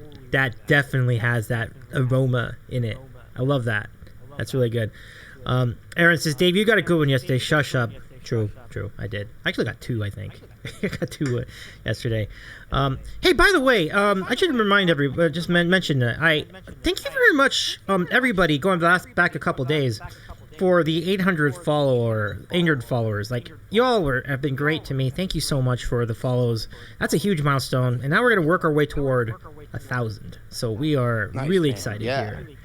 And, you know, for a show that mostly does talk, I think that's pretty remarkable to have this many followers. So I'm really happy. Thank you very much for that. And so we'll celebrate that with a swear word challenge, but that's later. Anyway, let's get to the comments. Hey, Christy, thank you for the follow too. Oh my goodness, thank you. Brad says, do you think the people at the Bean Factory mess with the distribution and do an awful jar every now and then? No. Oh my God. So we've been keeping count. Mm-hmm.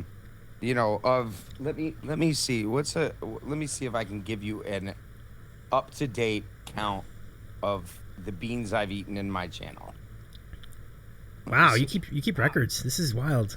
Well, we just have a little command now for like bad or good and count. Oh, I do that too. So, we do that too. Yeah. Mm-hmm. Yeah.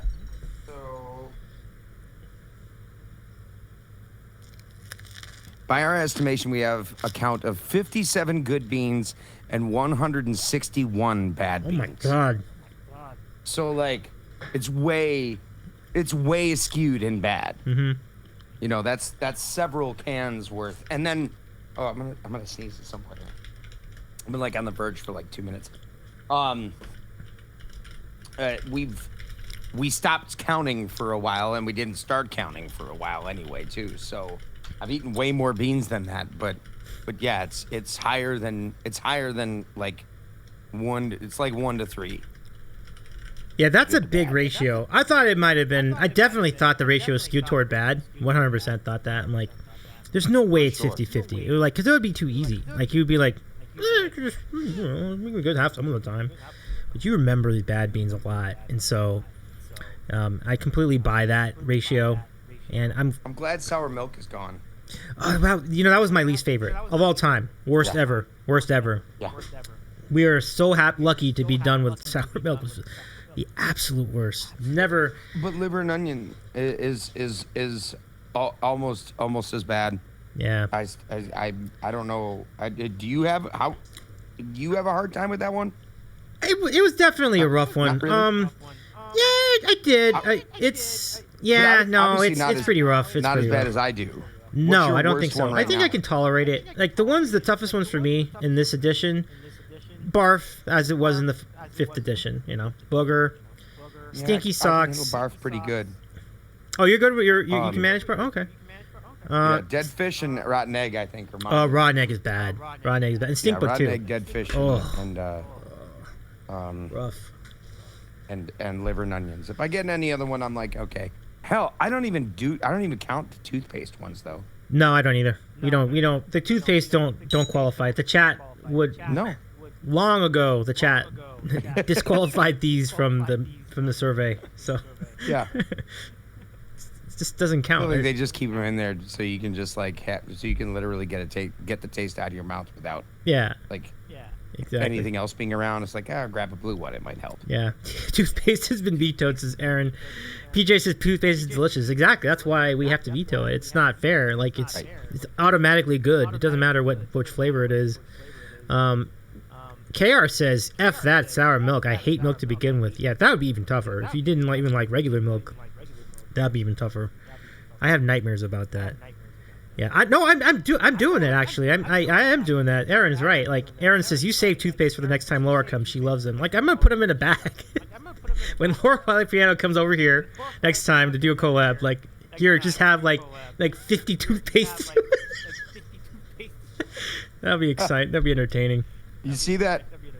Do you see the emote in the chat right now? My head like poking in from the side. I do see that. There's something going. Yeah. So. That could be me being saying or someone saying whatever, but I'm actually poking in, being like, "Was the dead fish?" and then leaving because. Oh yeah, that one gets you good. I remember this. That gets me good. Oh yeah, it's not fun, you all. Dead fish is rough. It is rough as hell. Oh my goodness. Yeah. So what other questions we got? Yeah, let's get back to the queue. Okay, so next from Lime, If you could sit next to anyone on a plane, who would you choose, excluding friends and family? So there's a Ben Folds song called Lullaby, where he talks about being on a plane as a kid. And I believe this is a true story, that he took this little tiny puddle jumper in the middle of the night, and he was like, only 3 of us were on the flight that night, Uncle Richard, me, and James Earl Jones. And ever since I've heard that line, I've always thought, like, how awesome it would be to be on a plane with, and he talks about how James Earl Jones actually sang him to sleep. He was just a little kid. Now, and I've always thought, like, I would tell everyone that story until they were so sick of it. Like, you know, James Earl Jones like sang me to sleep when I was like 6. It's like, you're 52 years old, dude. Can you stop telling that story? It's like, I know, but it was just so cool. So when you ask that question, that's the first thing I think of. I love that. Like, if I love that. Yeah. I don't know. I would love to. I would actually. I've read so much Stephen King that I feel like I would enjoy having a conversation with him. That sounds like fun. That's an awesome get. That's an awesome call. Yeah. Yeah. Brett says Darth Vader lullaby. Exactly. Yeah. Yeah. Exactly. This is CNN, says Brad. That's awesome. Good times. Or I if I had to pick like a sports guy, then I would go like I would enjoy sitting next to Josh Allen. Josh Allen, that'd be entertaining. Yeah, there you go. He's a fun guy. But you, He's good. yeah, Yeah. definitely. I hope he gets to the he's Super good Bowl. too. I mean that was. Oh, he will. I think he I don't know will. when, Yeah. but he will someday. He will. Yeah, he's too good. Like, that's sort of my thought. Okay, so now, Brett, come on, let's be reasonable here. Ricky Gervais, I don't know. That would be the way he controlled people. It'd be great to sit in the plane with him in it, but do you want to be next to him? I don't know. That's an interesting query. I'd probably say no. Depends on how long the flight is. It really does. It really does. Like, if it's like a 6-hour flight, that's gonna get annoying. Am I going to Asia? You know, 'cause maybe, you know, I could take him and I could take him, you know, from here to like, you know, DC or something. Sure. Yeah. But, I can't come up with a better answer than James Earl Jones. That's brilliant. I'm just gonna go with yours. That's a good answer. I couldn't come up with anything. It wasn't even mine. It was Ben Folds. Oh, Ben Folds 5, right? Yeah, okay. We're all cheating. I guess if I'm gonna give you like a second choice, I'd do Vin Scully. Vin Scully would be amazing. The stories he would have, like, you kind of already do yeah. that. Like, when you used to watch Dodger games, he's pretty much just telling stories, and you're just kind of hanging out. Like, I could do that. Just tell as many stories as you want. I could go for 9 hours, like, hearing great stories about baseball and whatever else. Like, that would have been it for me. Let's see. Brad sat next to Al Sharpton just once. Oh, no, wait, who are we talking about? Oh, Spoon says he'd like to make Ricky Gervais laugh. Good luck with that. That would be quite a good challenge. That's a good call, KR. Yeah. Ooh, KR, another good call. Yeah. But I'd want to be out with Bill. Like, if we're all fantasizing here, if it was Bill Murray, I wouldn't want to be stuck on a plane with him. Oh, I see what you mean. I feel like there's other people that, like, I could just sit next to and talk. Like, I want to do something with Bill. Nice. I want to go on an adventure. Nice. But then again, like, now I guess, you know, we are dreaming and making things up. He would be right. That'd be great to go on a bar hop with Bill Murray. He would be, that would be great. Entertaining as hell. Yeah. Both of you sat next to Al Sharpton once? Wow. Funny. Or do you just mean? Wait, what? Wait, I'm not following this. I'm not following this conversation. I think that's what I'm reading. I think that's what I'm reading. That must have been some flight. That would be really funny. Yeah. If we had two people in this chat. Yeah. Just so random. I sat next to Al Sharpton. Too. The fuck? Everybody is sat next to Al Sharpton. All right. Frank, thank you for the question, Lime SDR. Appreciate you for the question. All right, let's continue. Polar Rave, who asks, if you could play any venue in the world, which would you pick, and who would you want in the audience? Specific people or general types? Ooh. I don't.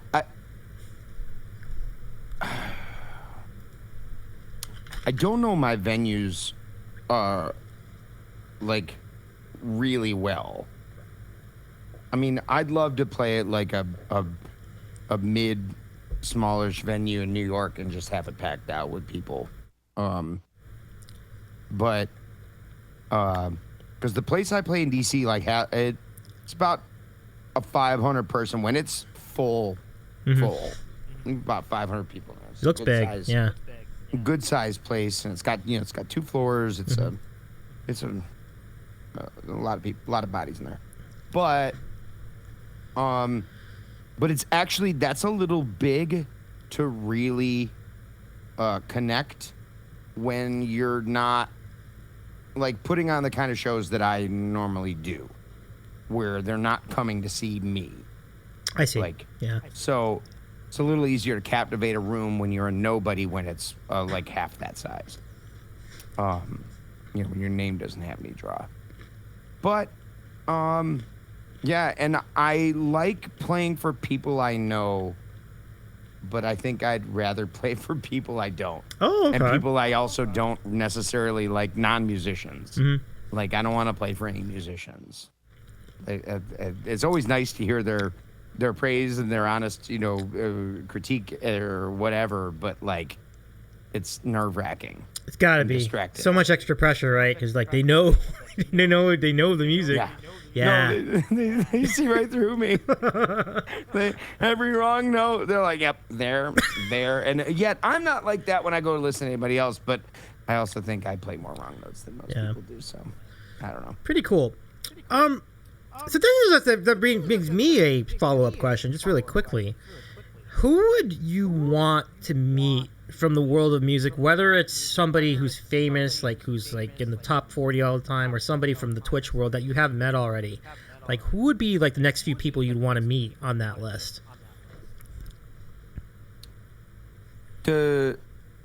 Wait, say that again. Oh, sure, no problem. Who would be the next? Who from the music community would you be most interested in meeting next that you haven't already met in person? From Twitch. Let's say from Twitch, just to make this simpler. Yeah. No, I'm really looking forward to. I haven't met anybody from the West Coast. Wow. Right. Like it's all been just East Coasters, and I feel like there was there was some weekend where like Benjabi was posting a whole bunch of pictures, and it was like a big meetup. It must have been like everybody. You were there, weren't you? I think I was there. You're probably talking about the Matt Weldon concert in LA. Yeah. It was amazing. Yeah. It was unbelievable. Yeah. Yeah, like Cyrus was there, Joe was there. Matt. Like it was just the pictures were like, oh my God, like I would have killed to have been able to hang there. I hear that. So literally like all of the streamers on the West Coast. Okay. I'm really excited to get out there and hang a little bit. I've met Laura. Laura's been here, and Laura's coming back here in September actually. I think I heard a little bit about that. Yeah. Okay. Cool. Yeah, we don't have a full-on plan yet of what we were gonna do. We thought we knew what we were gonna do. We couldn't wrangle enough people who were as gung-ho about putting on an entire musical production. This is definitely what I remember. Yeah, I was talking to her about this too. Like she even wanted me in it. I was like, what am I gonna do? Like, she was like, I'm not nearly as versed in it as you all are. So like, but it's really interesting to note that it was a really ambitious project. I was kind of rooting for it. I think I love her for her like, kind of like build it and they will come type mentality. She was just like, if we put it on the books and we say we're going to do it, then we're just going to do it. And I was down with making it happen, but I don't think enough other people were, and it was going to be a whole thing. Like, I was a little nervous about it too. I was like, can we just like walk? I mean, like maybe we could scale this down just a little bit, make it easy on ourselves, and because like they always say, like you know, if you do a difficult, you know, a dive difficulty of 6 and nail it, you get a 6. But if you say, you know, do a difficulty of 10 and you belly flop, you get a 2. So it's like, well, maybe you attempt the dives that you know you can nail before you're like, okay, yeah, let's just do the hardest one right out of the gate. And hell, we did last time she was here. We did the entirety of the last 5 years. Yeah. And like I told her, I was like, look, I hate to recycle old material, but you know I would just sing through the whole fucking music with you again. Sorry, I'm swearing. But no, that was like, such. I would do it. That was really cool. Yeah. I want to say goodnight to Kayar Acoustic. Okay, good night, Kayar. Good to see you. Couple things about good luck Kayar. tomorrow, brother. Yeah, absolutely. 24-hour streams you're a beast doing that, and we're cheering you on, my friend. Let me just remind everybody what that's going to look like. Free parking, free farts. Yep. I think there's no cover charge. Large heads, ripped abs. So catch it on twitch.tv/Kayar Acoustic tomorrow at 10 o'clock Eastern, and going all the way to the 10 o'clock Eastern the next night. So you're going to have an entire day on Thursday, in which will include some parts of it with me, Dave, eating a sandwich on stream as well. So we're looking forward to that. It'll be a great show. So KR, have a great time. And all the best. And back to us for a moment. And one free drink. Oh, yeah, one free drink. Good point. I mean, that gets you in the door. Why does it have a star? Why does it have a star next to it? Wait, what is it? Free drink has a star next to it, KR. What is that? Oh, it's like an asterisk, like maybe it's free drink. Yeah. Oh, yeah, I did see the asterisk there. I just see it's very subtle. Look, it's really small. Like, you have to look. It's right over here. Yeah, no, that's how they do you, Davey. Yeah, it is. What is it? No, free drink, singular, and an asterisk. It's probably Coca-Cola. You know, equal or greater than water. Greater than water. With purchase. Shit. Too good. Dave, welcome in. Dave, how you doing? Welcome in. It's nice to see you. Dave? Come on in. This is Danny K. I'm sure you know my him. man. Yeah, Dave 1645. It's good to see you. Okay, so let's recap. So we asked a lot of questions about food. We recapped who were the bands that we did not care for that a lot of other people liked, and we definitely had interesting angles on it. And then we were last talking about collabs and not seeing anybody out west. So the question that came in chat was, but to make this more awkward, have you yet seen Davey? The answer to the question is not yet, but it's coming, because I know you said you're going to come out west, and I will make a point of trying to meet up with you somehow, some way. Well, yeah. I'm definitely flying into LA because flying into San Diego is ridiculous, and like I want to get to LA anyway. Right. So I think I'm gonna fly to LA, drive to San Diego, and then drive back, and then fly out of LA. Cool. It was like $700 to try and get there for TwitchCon weekend. Wait, just for that week, like the flight by itself, or is it like just the flight? Yeah. Damn, dude. It was crazy. That's a lot. Wow. Yeah. Wow. I guess. But it was like $430 when I was checking to get to LA for the same dates, or right around the same. Oh, I got you. Yeah, that's kind of ridiculous. Like, why would you fly to San Diego in that scenario? Like, you could East Coast. Oh, I got you. Yeah, I guess. But you can make it. You can have a couple good fun. Like you said, you can have a couple fun days in LA too. A lot of us are out here too. You know. So. No, I definitely want to do that. Like, there's a lot. I want to see you on with Missy. That'd be awesome. Like, one of the days would be like. Oh, I'd love to meet Missy. Yeah. Yeah. Yeah, like like, she was one of the people real early on that like I was doing Zoom calls with, like to like talk through things and figure them out. Like I was like maybe a month ahead of Missy, but and you know, and Laura. I talked with Laura a whole bunch, and then you remember Puttyland? Patty. Yeah. I never saw her show, but I've seen her. Like I used to see her once or twice in chat. But yeah, she just shows around here. I mean, she's at Piano and Claremont. Yeah. But anyway, like, you know, but all three of those ladies, like we talked a lot and like just about setting up Streamlabs and figuring stuff out because all of us were, you know, all of us Twitch was like okay, I guess we're doing this. How do you do it? I don't know. Try, you know, go to this site and do that thing and then call me back and like so yeah, that early time and then Missy was partner real quick and yeah, so I'm really looking forward to finally meeting Missy. That's really cool. Yeah, she's good people.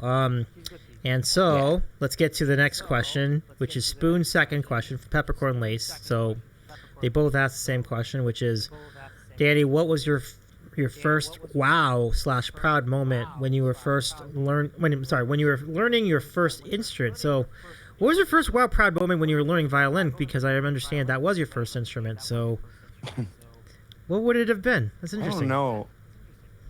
Like, I was never very good at it.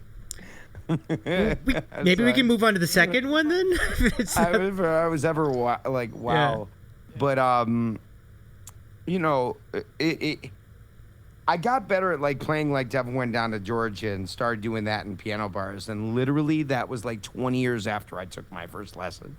But that might be the time where I was first like, wow, that was cool. That's cool. And even that was really bad when I first started doing it, I feel like.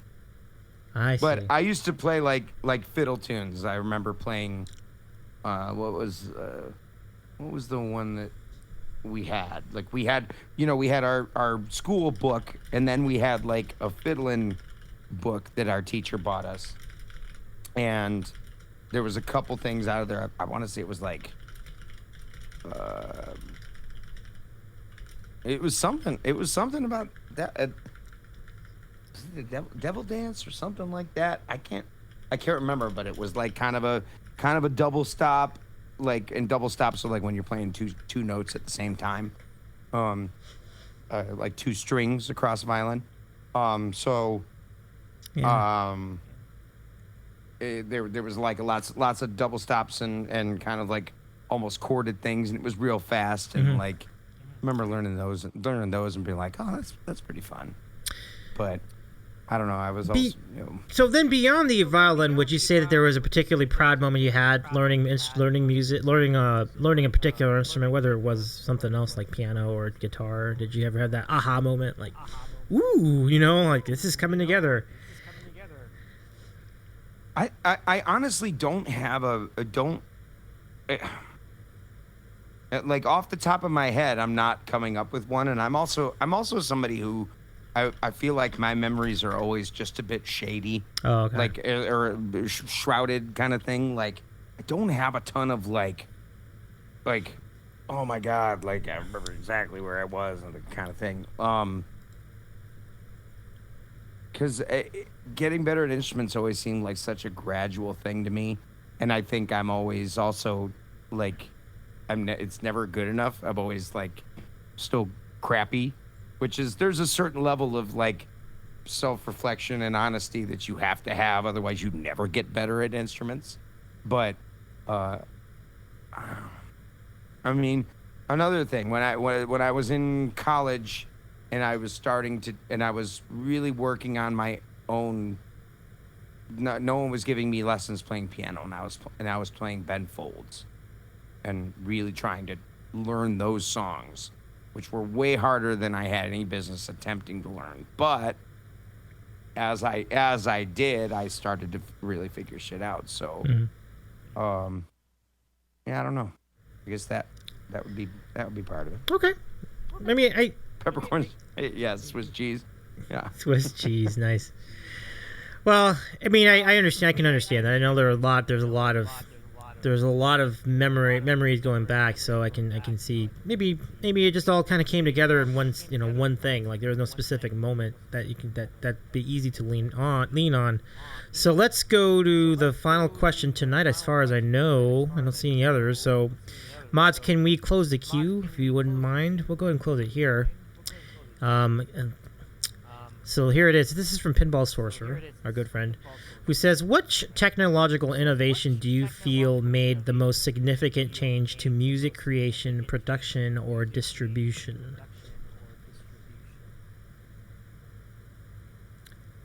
I think I have an answer to this too, but let me see. I'd love to hear what your answer is first. Large question. Yeah.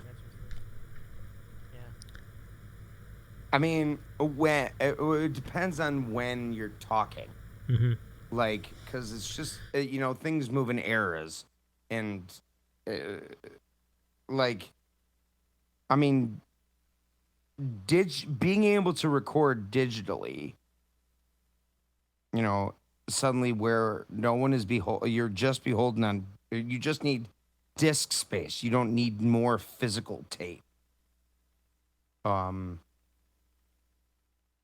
mean, MIDI just MIDI is really old, but it's still being used, for everything. So, just MIDI in general, just that the language of, turning a note into data.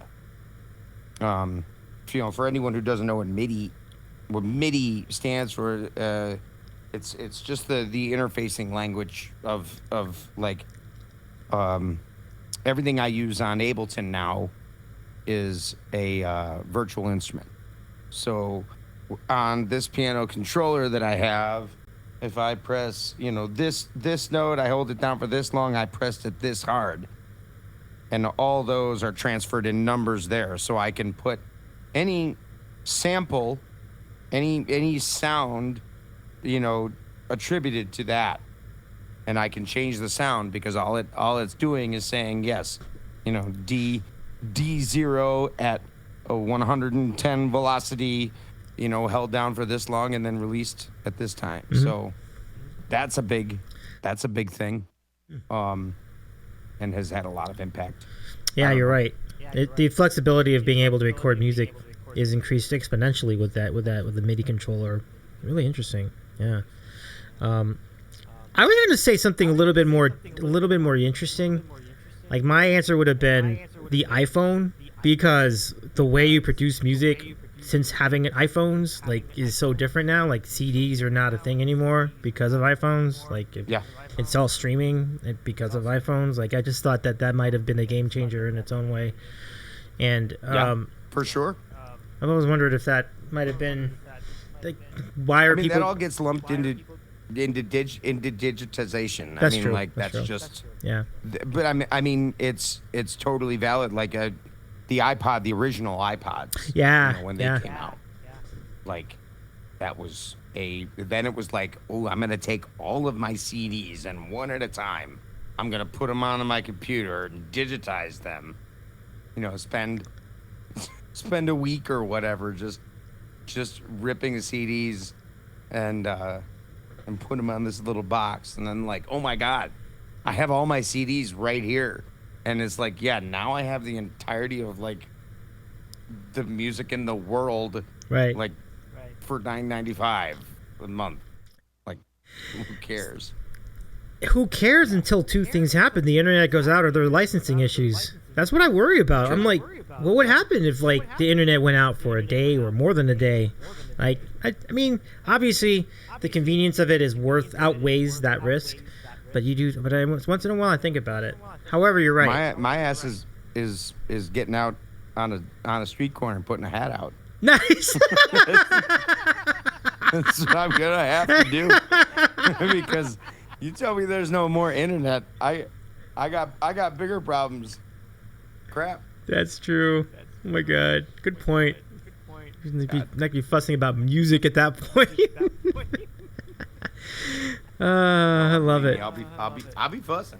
You'd be fussing. I'll be fussing for sure. But Brad says CDs are still a thing. All right. Well, I mean, I love CDs. I mean, I haven't seen one in a while. I don't think they sell them in stores. Do they? It's been a while. What, CDs? Yeah, regular store-bought CDs, yeah. Because I know they stopped selling at most major market. I mean, there's still a thing, yet I have no way to play. I have 2 cars. I have a music studio. Mm-hmm. I have two computers here in front of me, neither one of which have an optical drive. Interesting. Right. I do not own. I'm a musician who does not own a CD player. I guess they're a thing. I do own a record player.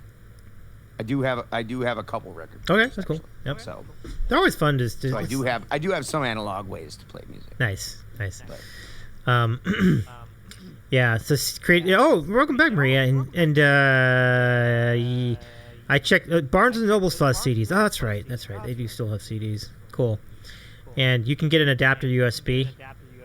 Like, you mean like a CD drive? Yeah, you could do that. That's one way to do it. Yeah, of course. Yeah. Cassette deck, 8-track, vinyl outlet assault. Hey, Trex is in here. What's going on, Trex? How you doing? Hey, bud. How you doing, Trex? Well, I guess that's about it. We'll go ahead and close up the queue. I think that'll be that tonight. But it's really, really great discussion, and thank you for the question, Pinball Sorcerer. Yeah, I appreciate it. I'm glad you liked those answers too.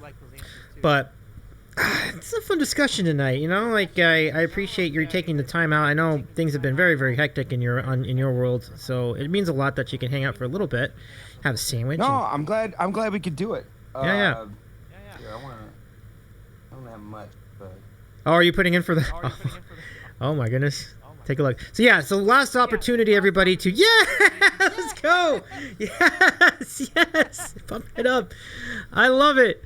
2,000 points are in by our friend HumanJuke81, a.k.a. Danny K, a.k.a. Juke, for the Bork an Entire Broadway Production Challenge, and I will definitely try to recruit some help. We've been talking about getting Laura to join us for this, and we'll see. Hopefully she'll agree to that. Like, it'd be fun to have her. Oh yeah, your sandwich is gone. Mine too. I'm sorry, Dave. Sorry, Dave. I'm sorry, Dave. I don't understand that input. As we dump crumbs all over our collective No, we just did. We totally did. The same thing. Good times. Just trying to get the angle. Yep. Starbucks still. I have not seen them. Interesting. Starbucks also. It was a good-looking sandwich, though. It will be on a replay, though, if you want to take a look at that.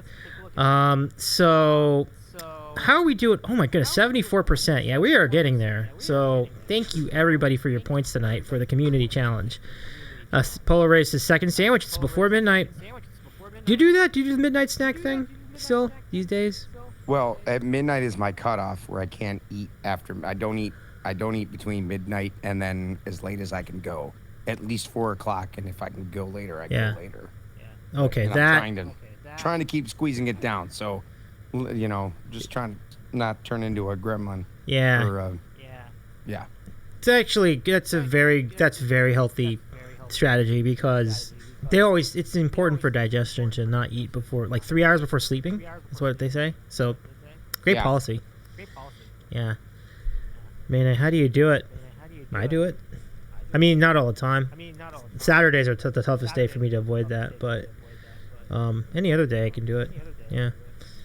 Thank you for the points. 4 o'clock is usually my, I'm definitely asleep by then. Usually around 3 o'clock is my bedtime. Yeah. So yeah, midnight to 4 o'clock p.m. Oh, you have those plates too? The blue plates? Yeah. Oh yeah, these blue plates.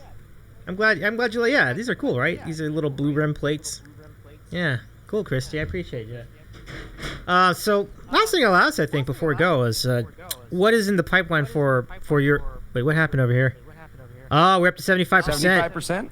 Thumbs up. Your bedtime. Bedtime midnight usually says the creative star. Oh, right on. Wow, 301,000 points. Thank you so much, everybody. That's impressive. So only 99,000 points remaining to fulfill the Bork Broadway Production Challenge. That's exciting news. So Danny, what's coming up in your world, IRL streaming and what have you? Well, you know, the big thing was Juke-a-palooza here this big weekend that I've kind of been working up to, and I mean it was wonderful to see so many people. It was just such a great weekend, and I can't wait to do it again. But now, next, I mean, I've got next week.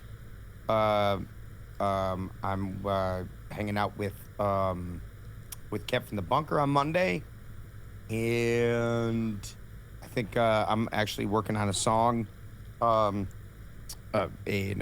a piano version of one of his tunes that we're gonna debut on Monday. And Island Vibing presents in a couple weeks, and then I've got a couple private parties going to DC again to play there next month, and then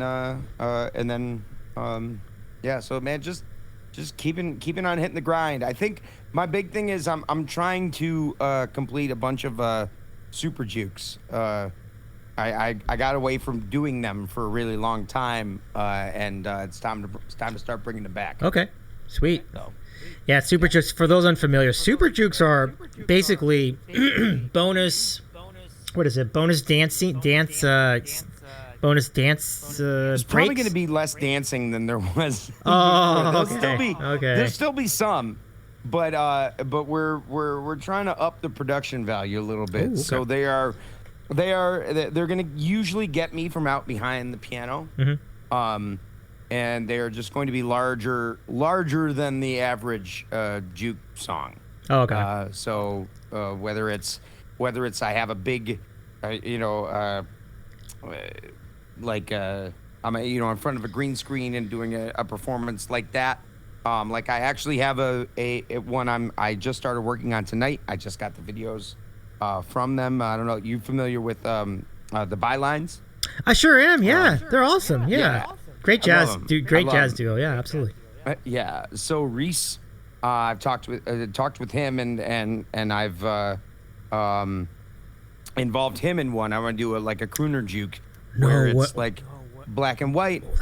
Reese is going to be like in the background, backing me up on some piano, and I'm going to be singing like some jazz, and I'm actually going to be able to just sing and not play it. I love singing jazz. I don't play it particularly well, though. I see. So I was excited about doing this. I was like, no, I'm gonna get a real jazz piano player. Oh man, Reese is really good at jazz piano. That's a great. He's great. It's great cat. Great cat. Oh my goodness. Yeah. So yeah, the Bylines are out of Portland. Maria, could you give them a shout out too? Like I forget if there's a underscore or not, but try it without, and then we'll go from there. I think it's without. Yeah, I think it's without too. So. But those folks are really cool. They were on the front page on Sunday too, so congrats to them for making front page. Oh, nice. That's really cool. Yeah. So now that is great. You've whet my appetite for sure with that. That sounds like an awesome super juke. Yeah. So that's coming right down. Okay. That's coming down the pipe. We're gonna do something there. Devil. I'm working on Devil come back so I can bring the fiddle back to the screen. Yeah. I love the Devil the first time. Yeah. Yeah, I think it's just dub Bylines. Yeah. Yep. Pretty simple, but yeah, there we go. Thanks. Thank you, Maria. Super cool. Yeah, no, well, that sounds great. Have a great spot. You're gonna have great interviews with Kevin and Vibing. There's no question. I mean, I know them well. So Carbon Goblin, by the way, thank you so much for your kind words and the 500 pits. Thank you so much. Great show tonight. What's up, Thanks. Goblin? Thank you, Goblin. Got an amazing guest tonight. I agree. You were awesome as always, Danny. Thank you so much. Thanks for having me. I just like talking to you, man. Yeah, well, back at you, my friend. Can't wait to see you in person, too, whenever the time comes. So. Me too. I will for sure be letting you know. Okay, wrote up. When I get back out there. So, chat, can you do exclamation point mod love in the chat? Let's give some mod love to our mods tonight. We had Darren tonight. We had Maria. Thank you so much for all your help tonight. Really great to have your support. Pinball, thank you for being here. Polar Rave, thank you so much for the... for the 500 bits, too.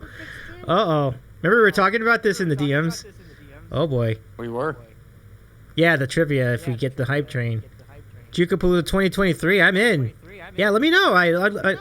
If it's at Bobby McKey's, that might be easy to do. But thank you very much, Al, for your help. Let's go roll the credits and see who we're thanking. A lot of people. Wow, 500 bits is wild. Y'all, thank you so much. So here we go. Oh, thank you for the points for the entire Broadway production. I know we got that close to hype train tonight. Pretty wild. All right, so here are the people we're thanking. We had one rave from a very good friend of ours, Black Dahlia, tonight. Thank you for the cheers. And yeah, y'all, thank you for we got a bunch of new follows, actually. It doesn't really reflect. The reason why you didn't see him is because the stream broke for like. Because the stream broke. Yeah, it's so it's only what happened. I was like, man, what happened? Yeah. I know. It's like, oh my goodness, the hype train. It's here. Oh my goodness, we got the hype train. All right, Danny. Well, let's see if you have a moment, if you don't mind. Sure. All right. So let's challenge you to some trivia to close things out tonight. Let me switch this over. So the way this works, we're going to do some music trivia tonight. Every question you get right, you get a point. Every question you get incorrect, the chat gets a point. So to keep the hype train going, y'all, just keep the hype train moving, and we'll keep asking questions, and that's the way it'll work tonight. All right. So, all right, good luck. Here we go. I'm going to start with... Okay. So this is music trivia. First question. Okay. What are the two commonly used clefs in sheet music? Oh, thank you for the Bass 218 and bits, PJME. Thank you. Bass and treble. It is. 1 for 1. Way to go, Danny. Very good. Awesome. And let's see. So now, question number 2. Oh my goodness. Thank you for the gift sub, Recording Goblin. What is the best-selling music album to date?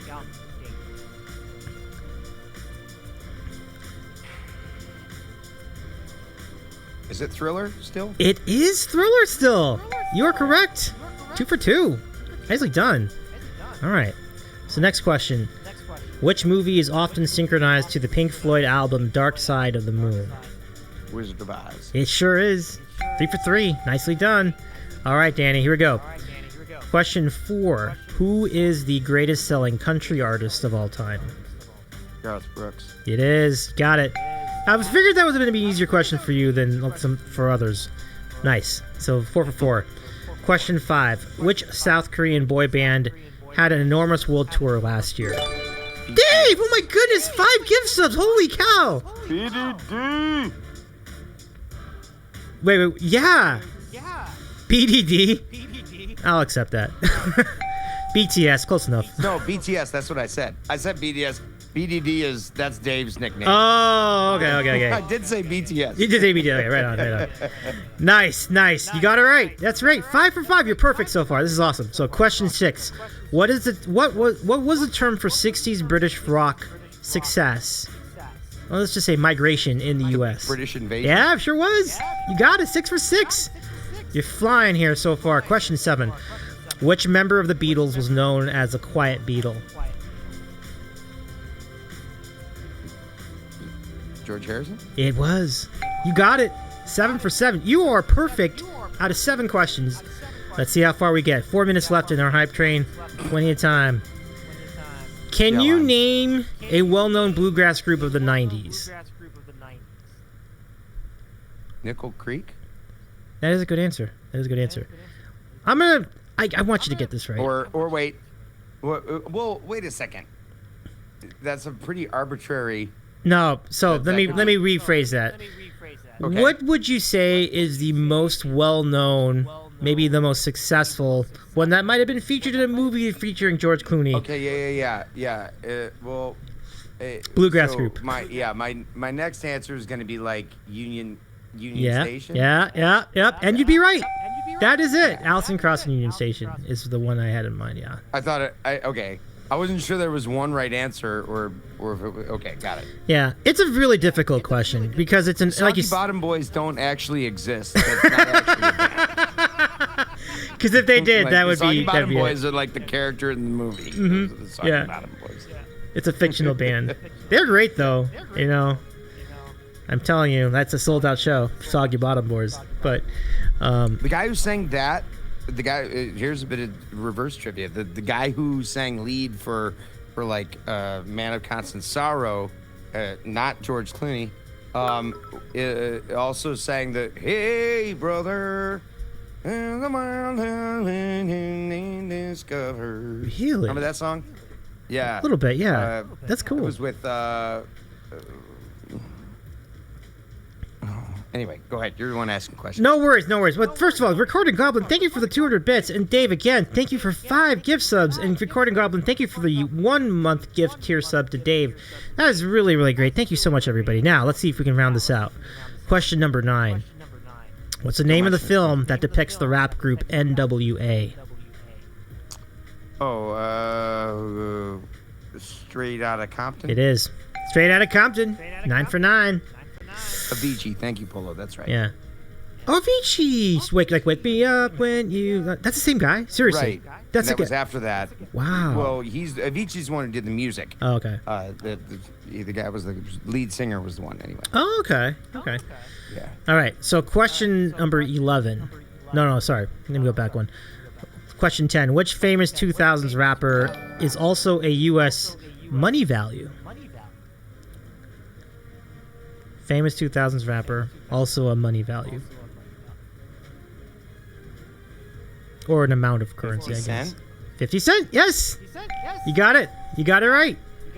You have aced. I don't think anyone's had this many right in a row to start. This is really good. Okay, next question. Next up. Which famous New York song is performed by Jay-Z and Alicia Keys? Empire State of Mind. It is. You got it. Goodness, this is an incredible run. 11 for 11. Okay. Is there it in the chat? Which rock subgenre features acts like Panic at the Disco, My Chemical Romance, and Fall Out Boy, and is Danny Kaye's favorite genre? I mean, would that be emo? It would be emo. You got it. You got it. Oh my gosh, that's great. All right, question number 13. What major thoroughfare in New York... Danny, you got to get this one. What major thoroughfare in New York is also known for musical theater? Broadway. It is. It is Broadway. Got him. 13 out of 13, folks. 2 questions left. Pump it up. Almost there. Okay. Although this is really tough, but we'll try it. Okay. Let me give you the other one first. Make sure you get it. Okay. This question. Which artist released the blockbuster songs Just Dance and Bad Romance? Danny! Whoa! Man, I was trying to keep it going. Oh, it's all right. It's all right. I think. Hang on. I know this. It's Lady Gaga. It is Lady Gaga. You got it. You're down to one question, and I'm going to ask it. Thank you so. My goodness, Danny. 750. Honestly, do you want me to eat a jelly bean for that? Like, seriously, that's a lot of bits. Like, thank you so much. Like, really generous of you. But okay, so last question. You ready? Yeah. All right. This is tough.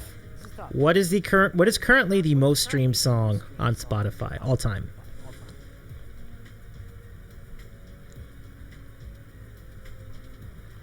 It's a tough one.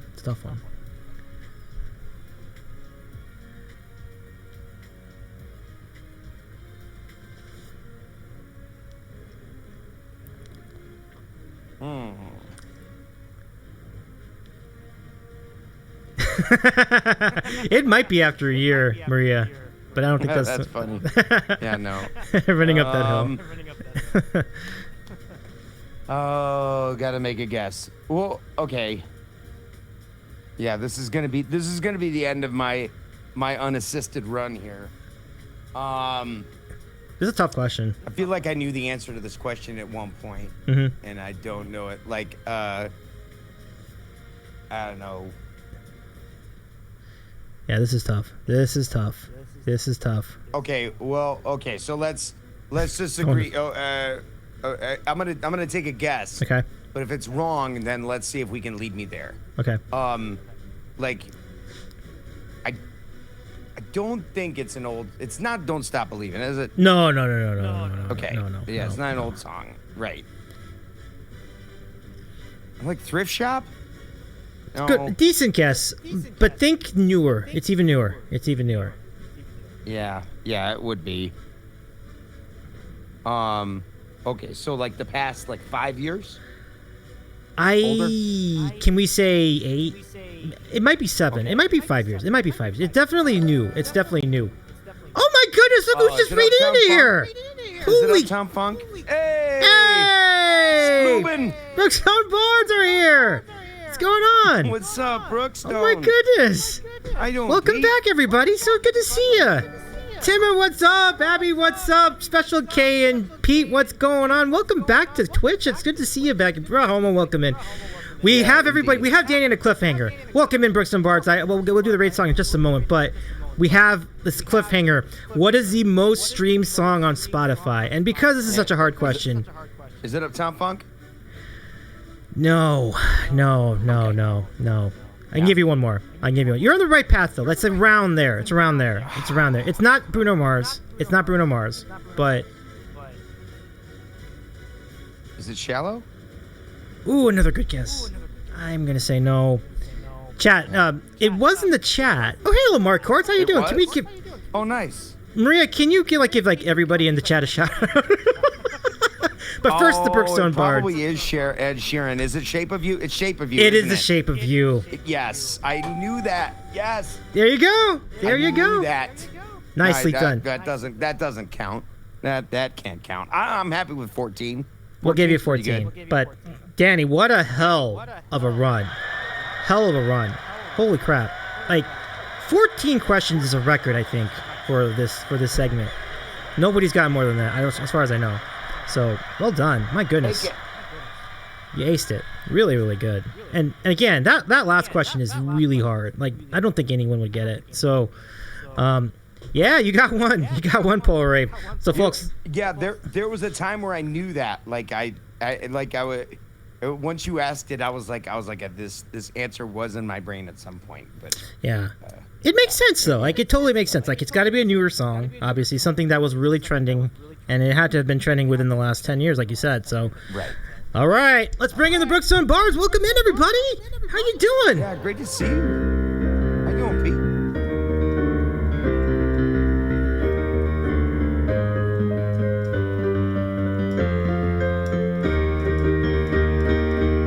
I predict a riot. I predict a riot. Oh my goodness. Welcome in, Brookstone Bards. Nice to see you, everybody. My name's Davey. I'm the host of The Sandwich Show. It's a talk show we do each week featuring folks from Twitch. Tonight, we're featuring our good friend Danny K. And we also are trying to raise points for a entire Broadway production. We are 75% of the way there. With your points, we can get to 100%. And we just hit 800 followers this week, so I want to thank all of you here for joining us tonight. I mean, this is an incredible time. Pete, do you have any questions for us? Is there anything, would you be willing to hang out for another couple of minutes just to grab a couple more questions, Danny? Say hi to our friend? Sure. Okay. Sure, man. Just a couple more. So let me, Maria, can you reopen the queue and then... can you give me just a second? I'll be right back. Oh, yeah, we're right on. Yeah. I'll go ahead and entertain everybody in the meanwhile. 1 second. You bet. Okay, so... yeah, that's really nice of Danny to hang out for a little bit longer. So, yeah, let's go ahead and open the queue. Pete, feel free to put your question in. We'll bump it right up to the top. Thank you so much for the points, everybody. Mark, good to see you. Congratulations on making the front page on Sunday. It was great to see you. Great show, too. Really great. So, y'all go follow Mark Cards as well. Brookstone Bards. Oh, my goodness. So many great streamers in the chat. Abby C. I'll announce something. Yeah, let me announce something.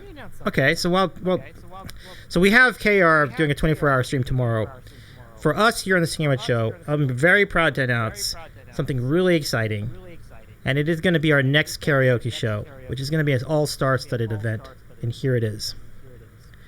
A special country edition of Karaoke Night.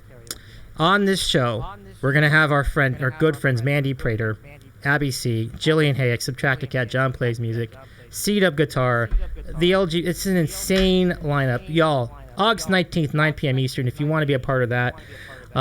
We would be very glad to have you. It's going to be part of the Together Wherever Country Raid Train Festival. So more details on that coming up on our Discord. You can hang out there if you want to find out more about it there. But this... Oh, nice! Mark says, I told Abby what to sing. Hells yeah. Yeah, Pete, I'm with you. This is a wild lineup. This is an insane lineup. It's so... She's totally taking my advice, says Mark. By the way, I do want to mention that Mark and Abby are doing a tremendous job with the Clearly in Tune, which I'm still catching up on, but it's a really good podcast. But anyway, that's what we're doing over on the... Thank you very much for the follow, Nightrunner64 and Abraham Mintz. Thank you so much for the follow as well. Let's see if Danny's back from his break. I think he is. Hello. Welcome back. Hey, buddy. Yeah. But great times. So we have some questions. Here comes the Brookstone Bards with a question. Pete's got one for you. Oh, this is great. You ready for this? Okay. So the question is, what is your favorite Star Wars movie, and why is it Empire Strikes Back? He's right. It is my favorite. It's actually the first one I ever saw. I actually didn't see I didn't see the original Star Wars until after I had seen Empire Strikes Back and Return of the Jedi. But still to this day, Empire Strikes Back by far my favorite of all the movies. I feel like all the rest of them are entirely too happy, entirely too brightly colored. I like the grittiness. I like the sadness. That's my jam too. So yeah, Pete, you know me well. Can I just say it's been awesome to see like Pete. He's been doing a whole bunch of recording of original stuff with getting some real studio time in, and I'm just so happy for you, Pete. I'm glad you're getting to do that with those cats. I can't wait to hear all the finished product. Same here. We've been talking about that over here too, like the Songworks album, which is featuring music that was written in part by folks in Brookstone Bard's chat. It's such an amazing project, and we're really, it really does sound like things are coming together. So thank you so much for doing that, Pete, and Art Maze too, of course, and then everybody else involved. Yeah, amazing project. All the musicians, like, it's gonna be amazing. So we'll keep you up to date on that as well. So, because of the generosity of everybody here in chat during the hype train, I am going to do a bonus spin. Danny, if you'd like to do it with me, you can, but you don't have to this time. Gladly. Oh, you will? Okay, right. So let's go Davey, do it. I'm jumping on it. I'm go. I'm jumping on that nade for you. All right, bonus bean, folks. I'll even do a bad one. How do you know it's going to be a bad one, though? Fish. Oh, you're going for the dead fish? Okay, that's true. Oh, my Lord. That's true. There's no way this is not dead fish. Oh, wow. Oh, I do see it. Yeah, I see it. I got the stink bug or toasted marshmallow. Peppercorn laces stopped. Nah, we gotta. We had so much hype. All right, here we go. Cheers, everybody.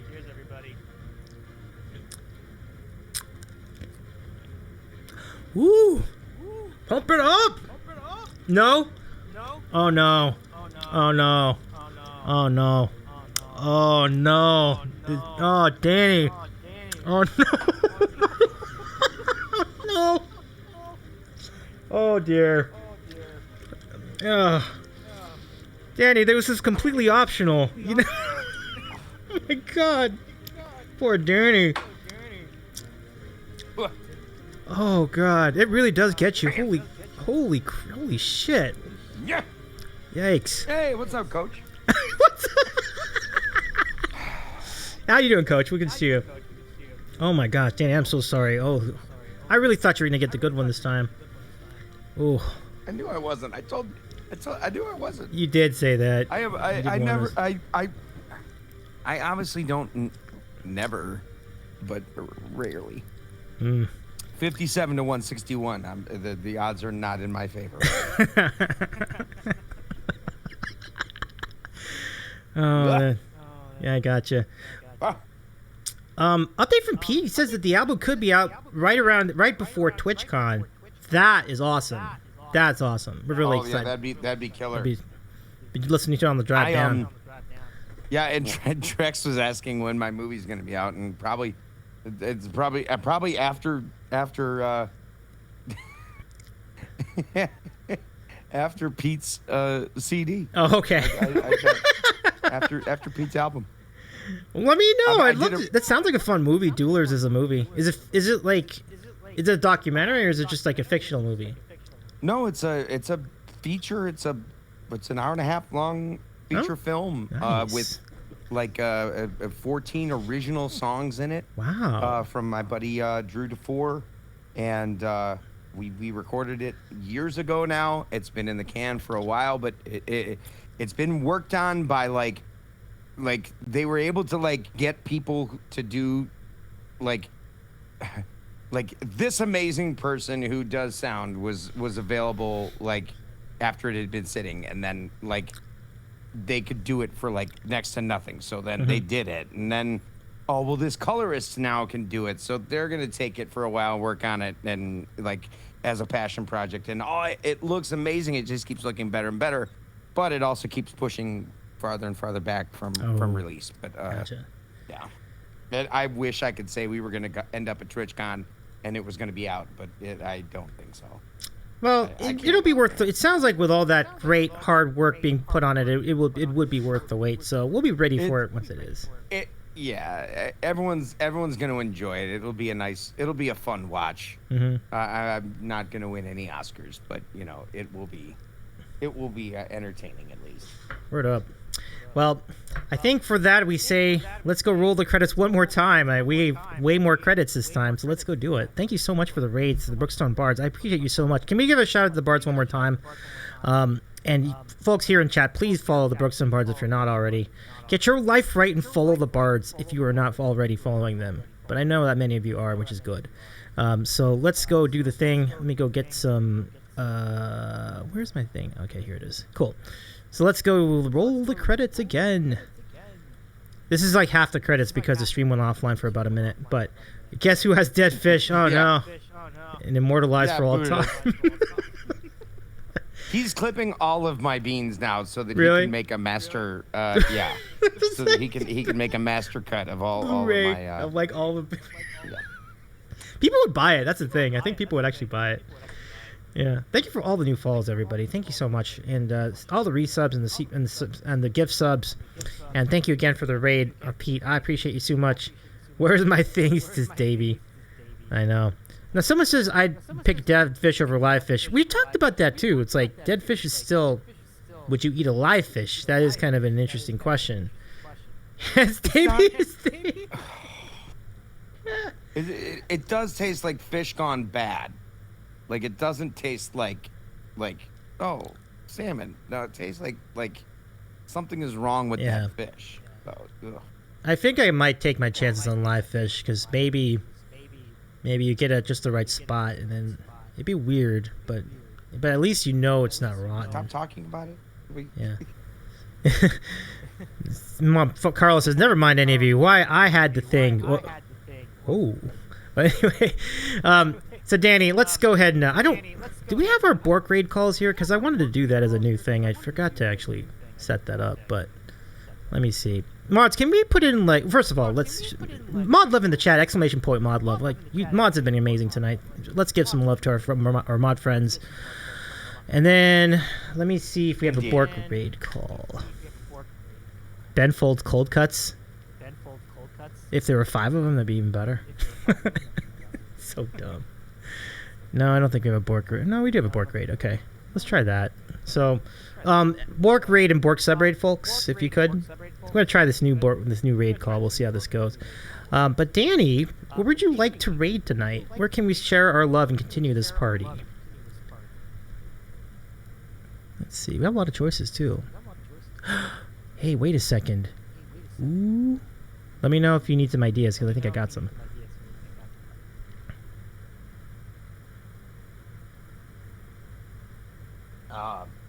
There's Bill Larkin. Aaron Blair. Do you know Aaron? I do. He is a comedy writer? Is that what I was remembering? Yeah. That sounds like a good call. It's been a bit. I haven't been there in a bit, so. Okay. Evil Notion. Okay. Mm-hmm. There's also, I don't know how big or small you want to go. Blue Lizard Guts is doing some just chatting.